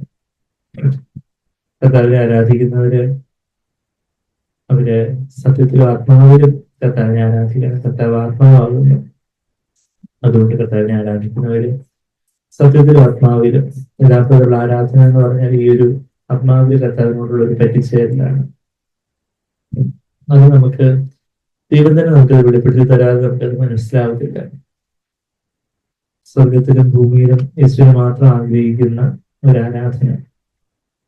ബാക്കി ശരിയാണ്, നമുക്ക് പല പല ആവശ്യങ്ങളും പല പല അപരാധികളും കാര്യങ്ങളും എല്ലാം ഉണ്ട്. എന്നാൽ കർത്താവ് അതെല്ലാം നോക്കിക്കോളും. കർത്താവിന്റെ കാര്യങ്ങൾ അതെല്ലാം നോക്കിയാൽ എനിക്ക് എന്റെ ഈശ്വര്യ മതി, നീരയും തേവയും എന്ന് പറഞ്ഞതുപോലെ your all what I need, അങ്ങ് മാത്രം എനിക്ക് മതി. നമുക്കത് കർത്താവിനെ നോക്കിയെന്നത് പറയാൻ സാധിക്കുമോ? യേശുവെ എനിക്ക് അങ്ങ് മാത്രം മതി. നമുക്കത് ഇപ്പൊ തന്നെ ഹൃദയത്തില് വിശ്വാസത്തോടെ കർത്താവിനെ നോക്കി നമുക്ക് ഈ ദോഷത്തിൽ പറയാൻ, കർത്താവെ എനിക്ക് അങ്ങ് മാത്രം മതി. നമ്മൾ ഓരോരുത്തരും നമ്മളെ നിൽക്കുന്നിടത്തിൽ തന്നെ യേശുവിനെ നോക്കി, കർത്താവെ എനിക്ക് അങ്ങ് മാത്രം മതി, അത് മതി കർത്താവ്. ബാക്കിയെല്ലാം കർത്താവ് എന്നിൽ നിന്ന് എടുത്താലും എന്റെ ഭാര്യയോ ഭർത്താവോ മക്കളോ എന്റെ ബന്ധുമിത്രാദികളോ എന്റെ പണവോ ആസ്തിയോ പദവിയോ ബാക്കി എന്തെല്ലാം ഈ ലോകത്തിലെ എല്ലാം കർത്താവെ അങ്ങ് എടുത്തു മാറ്റിയാലും കർത്താവെ അങ്ങ് മാത്രം എനിക്ക് മതി. അതാണ് ശിഷ്യത്വം. അങ്ങനെ ശിഷ്യകളാകാൻ ആഗ്രഹിക്കുന്നവർക്കാണ് അങ്ങനെയുള്ളവർക്കാണ് നമ്മളുടെ ഈ സഭ. കർത്താവ് മാത്രം മതി എന്ന് പറയുന്നതൊക്കെ വേണം. നമ്മളുടെ അപ്പനെയും അമ്മയും ഭാര്യയെയും മക്കളെയും ബന്ധുമിത്രാദികളെയും സ്വന്തം ജീവനെ തന്നെയും പകയ്ക്കാതെ കർത്താവിന്റെ ശിഷ്യനായിരിക്കാൻ സാധിക്കില്ല. പകയ്ക്കുക എന്ന് പറഞ്ഞാൽ അവിടെ നമ്മുടെ സ്വാഭാവികമായിട്ടുള്ള ആ ഒരു നമ്മുടെ മക്കളോടാവട്ടെ, ഭാര്യയോടാവട്ടെ, ഭർത്താവിനോടാകട്ടെ, ആ ഒരു സ്വാഭാവികമായിട്ടുള്ള ഒരു അറ്റാച്ച്മെന്റ്, ഒരു പറ്റിച്ചേരലുണ്ട്. നമ്മള് മാനുഷികമായിട്ടുള്ളൊരു സ്നേഹം കൊണ്ടല്ല നമ്മൾ അവരെ ആരെയും സ്നേഹിക്കുന്നത്. അങ്ങനെയാണെങ്കിൽ നമുക്ക് നിരാശയും വെപ്രാളവും ടെൻഷനും എപ്പോഴും ആയിരിക്കും. ഓ, എന്റെ കുഞ്ഞ്, എന്റെ ഭർത്താവ്, എന്റെ ഭാര്യ, എന്റെ മക്കള്, എന്റെ അപ്പ, എന്റെ അച്ഛൻ, എന്റെ അമ്മ, നമുക്ക് എപ്പോഴും നമുക്ക് മാനുഷിക സ്നേഹമാണ് അവരോടുള്ളതെന്നുണ്ടെങ്കിൽ അതിപ്പോഴും ഇളകുന്നതാണ്. നമുക്കെപ്പോഴും അത് പരാതിയും വെറുപ്പും ബഹളവും വെപ്രാളവും ടെൻഷനും ആയിരിക്കും. എന്നാൽ എബ്രാഹിം ഇസ്ഹാക്കിനെ സമർപ്പിച്ചതുപോലെ നമ്മളുടെ ഭാര്യയാകട്ടെ, ഭർത്താവിനെ ആവട്ടെ, അപ്പനെ ആവട്ടെ, അമ്മയാവട്ടെ, മക്കളെ ആവട്ടെ, ഓരോരുത്തരെയും നമുക്ക് പേരുപേരായിട്ട് ആ കർത്താവിന്റെ യാഗപീഠത്തിൽ എബ്രഹാം ഇസഹാക്കിനെ സമർപ്പിച്ചതുപോലെ ആരാധിച്ചിട്ട് വരാവുന്ന ഉൽപ്പത്തി 22-ന്റെ 5-6 വാക്യങ്ങളിൽ എബ്രഹാം പറയുന്നത് പോലെ യഥാർത്ഥത്തിലുള്ള ആരാധന എന്ന് പറഞ്ഞാൽ നമുക്ക് ഏറ്റവും വിലയുള്ളതിനെ നമ്മൾ ഇന്ന് ഏറ്റവും വിലയുള്ളതായിട്ട് ഈ ഭൂമിയിലെ ആരെയാ അല്ലെങ്കിൽ എന്തിനെയാ കാണണേ, അത് നമുക്ക് അന്ന് കർത്താവിന് സമർപ്പിക്കാം. ആ സുഗന്ധവ്യഞ്ജന ഭരണി, ആ സുശജട തൈലം, അതാണ് ആ ബദരീലെ മറിയത്തിൽ ഏറ്റവും പ്രഷ്യസ് ആയിട്ട് അവളുടെ വീട്ടിലുണ്ടായിരുന്നത്. എന്നാൽ അവൾ ഏറ്റവും വിലമതിച്ചതിനെ അവളുടെ കർത്താവിന്റെ കാര്യത്തിൽ അങ്ങോട്ട് പൊട്ടി ഒഴിച്ചു കളഞ്ഞു. ഇന്ന് നമുക്ക് ഭാര്യയെയോ ഭർത്താവിനെയോ മക്കളെയോ ഒക്കെ ഇന്ന് നമ്മള് ഒരു വിഗ്രഹമായിട്ട് കൊണ്ട് നടക്കുന്നേ. നമ്മുടെ ജീവിതത്തിൽ എന്താ ഒരു വിഗ്രഹമായിട്ടുള്ളത്? നമ്മുടെ മക്കളാണോ? നമ്മുടെ ഭാര്യയാണോ? നമ്മുടെ ഭർത്താവാണോ? നമ്മളുടെ മനുഷ്യമാനം, ബാക്കിയുള്ളവരുടെ മുമ്പിൽ ഉള്ള ഒരു മാനം, പദവി, അല്ലെങ്കിൽ ചിലപ്പോൾ നമ്മുടെ വീടായിരിക്കാം, കാറായിരിക്കാം, നമ്മളുടെ വിലപിടിപ്പുള്ള നമ്മുടെ ബാങ്ക് ബാലൻസോ, നമ്മളുടെ എന്തെങ്കിലും കാര്യങ്ങളായിരിക്കും നമുക്ക് ഏറ്റവും വിലപിടിപ്പായിട്ടുള്ളത്. അതൊന്ന് കർത്താവിന്റെ യാഗപീഠത്തിൽ നമുക്ക് തന്നെ, അതാണ് നമുക്ക് പരിശുദ്ധാത്മാവിൽ നിറയപ്പെടാനുള്ള തടസ്സമായിട്ട് നിൽക്കുന്നത്. അത് കർത്താവിനോട് ആത്മാവിൽ പറ്റിച്ചേരുവാനുള്ള ഒരു തടസ്സമായിട്ട് നമുക്ക് ഈ കാര്യങ്ങളൊന്നും കത്താതെ കാര്യങ്ങൾക്കൊന്നും ഒരു വെളിപ്പാടില്ലാതെ എന്തൊക്കെയോ പറയുന്നു എന്നുള്ളത് മാത്രമായിട്ടായിത്തീരും, പാഴ്വാക്കുകളായിട്ടായിത്തീരും. എന്നാൽ നമുക്ക് യേശുവിനോട് പറ്റിച്ചേരുവാനുള്ള തടസ്സമായിട്ട് നിൽക്കുന്നത് എന്താണ്? നമ്മുടെ ജഡത്തിൻ്റെതായിട്ടുള്ള എന്താണ് വിഗ്രഹമായിട്ടുള്ളത്? ജാതികൾ അവര് കല്ലും മണ്ണും ഒക്കെ കൊണ്ടുള്ള വിഗ്രഹങ്ങൾ അവര് ആരാധിക്കുമ്പോൾ നമ്മൾ ആരാധിക്കുന്ന വിഗ്രഹം എന്താണ്? നമ്മുടെ പഠിത്തമാണോ? നമ്മുടെ ഭാവിയാണോ? നമ്മളുടെ മറ്റു മനുഷ്യരുടെ മുമ്പായിട്ടുള്ള വിലയാണോ? നമ്മുടെ എന്തെങ്കിലും വസ്തുവകകളാണോ? നമ്മുടെ മക്കളാണോ? നമ്മളുടെ ജീവിത പങ്കാളിയാണോ? നമ്മളുടെ അപ്പനാണോ? അമ്മയാണോ? ആരാണെങ്കിലും നിങ്ങൾ അവരെ പകയ്ക്കുന്നില്ലെങ്കിൽ നിങ്ങൾക്ക് അത് ശിഷ്യനായിരിക്കാൻ പറ്റത്തില്ലെന്ന് കർത്താവ് പറയുന്നു. നിങ്ങളുടെ വസ്തുക്കളെ വിട്ടുപിരിയുന്നില്ലെങ്കിൽ ശിഷ്യനായിരിക്കാൻ പറ്റത്തില്ല. നിങ്ങളുടെ സ്വന്തം ജീവിതത്തിനെയും പകയ്ക്കുന്നില്ലെങ്കിൽ ശിഷ്യനായിരിക്കാൻ പറ്റത്തില്ല. അങ്ങനെ നമുക്ക് ശിഷ്യത്വത്തിലൊരു ജീവിതത്തിലേക്കുള്ള ഒരു ആഗ്രഹം നമുക്കില്ലെങ്കിൽ, നമുക്ക് ഒത്തിരി സഭകളുണ്ട് പുറത്ത്, അങ്ങനെയുള്ള ഏതെങ്കിലും ശിഷ്യത്വമൊന്നും കാര്യങ്ങളൊന്നും പറയാത്ത ഏതെങ്കിലും ഒരു സഭയിൽ നമുക്ക് ചേരാം. പക്ഷെ ഇന്ന് നമുക്ക് കർത്താവിന്റെ ശിഷ്യനായിരിക്കും, കർത്താവിന്റെ ശിഷ്യയാണ്, എനിക്ക് കർത്താവ് മാത്രം മതി എന്നുള്ള ഒരു സമർപ്പണത്തിലേക്ക് നമ്മൾ വരുവാണെങ്കിൽ അതായിരിക്കും ഏറ്റവും വലിയൊരു സ്വാതന്ത്ര്യം. നമ്മൾ പറയാം, കർത്താവ് എനിക്ക് പറ്റുന്നില്ല, കർത്താവെ സമർപ്പിക്കാൻ ഞാൻ നോക്കുന്നുണ്ടെങ്കിലും പറ്റുന്നില്ല, കർത്താവിനെ സഹായിക്കണമെന്ന് നമ്മുടെ ഹൃദയത്തിൽ നിലവിളി നമ്മൾ തന്നെ കർത്താവെ സംഭവമായിട്ട് നമുക്ക് കൊടുക്കാം. നമ്മൾ വിലപിടിപ്പായിട്ട് കരുതുന്നില്ല, കർത്താവിന് കൊടുക്കാം. അങ്ങനെ നമ്മൾ കൊടുക്കുമ്പോൾ പരിശുദ്ധാത്മ നമ്മളിലൂടെ നിറയുമ്പോൾ നമുക്ക് പിന്നെ ആ ഒരു മാനുഷികമായിട്ടൊരു അറ്റാച്ച്മെന്റ് ആയിട്ടുള്ള ഒരു സ്നേഹമായിരിക്കത്തില്ല, ഒരു സോളിഷ് ലവ് ആയിരിക്കത്തില്ല, ഒരു ദേഹീപരമായ ഒരു മാനുഷികമായ ഒരു സ്നേഹമായിരിക്കില്ല നമ്മുടെ ബന്ധുക്കളോടോ, നമ്മുടെ മക്കളോടോ, ഭാര്യയോടോ, ഭർത്താവിനോടോ ഒക്കെ, മറിച്ചൊരു ദൈവികമായ രീതിയിൽ അവരെ നമുക്ക് സ്വതന്ത്രമാക്കാൻ പറ്റും. ദൈവികമായിട്ടുള്ള രീതിയിൽ അവരെ നമ്മളും ഫ്രീ ആവും, അവരും ഫ്രീ ആവും. അല്ലെങ്കിൽ നമ്മള് ഇങ്ങനെ പറ്റി പിടിച്ചുകൊണ്ടിരിക്കുകയാണ്. നമുക്ക് വിട്ടുകൊടുക്കാം, കർത്താവിന് വിട്ടുകൊടുക്കാം. ഇല്ല, പ്രാർത്ഥിക്കാൻ സ്നേഹപിതാവേ, അവിടുത്തെ രക്തത്തെ ഞങ്ങളെ കഴുകണേ കർത്താവേ. ഞങ്ങള് അറിഞ്ഞോ അറിയാതെയൊക്കെ പല കാര്യങ്ങളിൽ പറ്റിച്ചേർന്ന് പോകുന്നവരാണ്, എത്ര ബലഹീനമായിട്ടുള്ള ജഡമുള്ളവരാണ്. എല്ലാം അങ്ങേക്ക് സമർപ്പിക്കുന്നു, എല്ലാം യാഗപീഠത്തിൽ വെക്കുന്നു. എനിക്ക് അങ്ങ് മാത്രം മതി കർത്താവേ. അവിടുത്തെ ആത്മാവിനെ ഞങ്ങൾ ഓരോരുത്തരും നിറയ്ക്കണം. ആത്മാവിനെ അങ്ങോട്ട് പറ്റിച്ചേരുവാന്, അതിന്റെ ആനന്ദത്തിന്റെ പരിപൂർണത അനുഭവിക്കുവാനും, യഥാർത്ഥത്തിലുള്ള ഏറ്റവും വലിയ സന്തോഷം, കർത്താവിന്റെ സന്നിധിയിലുള്ള ആ ഒരു സന്തോഷം, കർത്താവിന്റെ മുഖപ്രകാശത്തിലുള്ള ഒരു സന്തോഷം അനുഭവിക്കാൻ ഞങ്ങൾ ഒത്തിരി അതൊന്ന് ടേസ്റ്റ് ചെയ്യുവാൻ കർത്താവെ സഹായിക്കണേ. ഞങ്ങൾ ഇവിടെ നിൽക്കുന്നവരാരും, ഇവിടെ ആയിരിക്കുന്നവരാരും കർത്താവ് ടേസ്റ്റ് ചെയ്യാതെ പോകുന്നവരായിരിക്കരുത് എന്ന് പ്രാർത്ഥിക്കുന്നു. ആ ഒരു ടേസ്റ്റ് തലത്തിൽ കിട്ടിയാൽ കർത്താവെ പിന്നെ ഞങ്ങളെ അതിനുവേണ്ടി തന്നെ ദാഹിക്കുമല്ലോ. യഥാർത്ഥത്തിൽ രുചികരമായിട്ട് ഒരു ഭക്ഷണം നമ്മൾ കഴിച്ചാൽ പിന്നെ അതിന്റെ നമ്മൾ വീണ്ടും കഴിക്കാൻ നമുക്ക് തോന്നുന്നു പറയുന്നത് പോലെ കർത്താവിനുള്ള കൂട്ടായ്മയുടെ ആ ഒരു സന്തോഷം, ആ ഒരു മാധുര്യം യഥാർത്ഥത്തിൽ അനുഭവിച്ചറിയുവാൻ ഞങ്ങൾ ദുഃഖത്തെ കണ്ണുകളെ തുറക്കണമെന്ന് പ്രാർത്ഥിക്കുന്നു. അങ്ങനെയുള്ള ഒരു നിർമ്മലമായിട്ടുള്ള സ്നേഹബന്ധത്തിലേക്ക് വരുവാൻ, അങ്ങനെയുള്ള ഒരു ഏകാന്തമായിട്ടുള്ള ഒരു സമയം അത് വാല്യൂ ചെയ്യാനൊക്കെ നിങ്ങളെ സഹായിക്കണം. നിങ്ങളുടെ ജീവിതത്തിൽ ഒരു ശീലമായിട്ട് മാറുവാനും കർത്താവെ രാവിലെ തന്നെ കഴിവതും കർത്താവെ എന്നോട് കുറച്ച് സമയമെങ്കിലും എന്നോട് ചേർന്നിരിക്കുവാനും അങ്ങനെ ശ്രദ്ധിക്കുവാനും കർത്താവിന് എനിക്ക് എപ്പോഴാണ് സമയം കിട്ടുന്നത് കർത്താവെ ഒരു ദിവസം കുറച്ച് സമയം കൊടുത്ത വചനത്തിന് മുമ്പാകെ അങ്ങനെയായിട്ട് മാത്രം ചേർന്നിരിക്കാൻ ഞങ്ങൾ ഓരോരുത്തരെയും സഹായിക്കണം. കർത്താവെ ഞങ്ങൾ ഓരോരുത്തരെ സഹായിക്കണമെന്ന് പ്രാർത്ഥിക്കുന്നു, അനുഗ്രഹിക്കണമെന്ന് പ്രാർത്ഥിക്കുന്നു. ഒരു ആത്മാക്കളെ ഞങ്ങൾ നിറച്ചാട്ടെ. ഞങ്ങൾ മാർഗോട് ചാരിയിരുന്ന് തന്നെ കർത്താവെ ഈ ഭൂമിയിൽ ജീവിതം ജീവിപ്പാൻ കർത്താവ് ഞങ്ങളെ സഹായിക്കണം. ഞങ്ങളെ കാണുന്നവർക്ക് ഞങ്ങളുടെ വലതുഭാഗത്തുള്ള ആ കർത്താവിനെ ഞങ്ങൾ 0 ആയിട്ട് നിൽക്കുമ്പോൾ അവിടുന്ന് ഞങ്ങളുടെ വലതുഭാഗത്തായിട്ട് ഒന്നായിട്ട് നിങ്ങളുടെ ബലമായിട്ട് അവിടുന്ന് നിൽക്കുന്നത് കർത്താവെ മറ്റുള്ളവർക്ക് ഞങ്ങളെ കാണുന്നവർക്ക് യേശുവിനെ കാണുവാൻ ഇടയാകത്തക്കവണ്ണം ഇടയാക്കണമേ. ഞങ്ങളെ അവിടുത്തെ ആത്മാവിനെ നിറക്കണമെന്ന് പ്രാർത്ഥിക്കുന്നു. പ്രാർത്ഥനയുടെ സ്തുതിക്കുന്നില്ല. യേശു കർത്താവിന്റെ വിലയേറിയ മാത്രമേ ഉള്ള നാമത്തിൽ. ആമേൻ.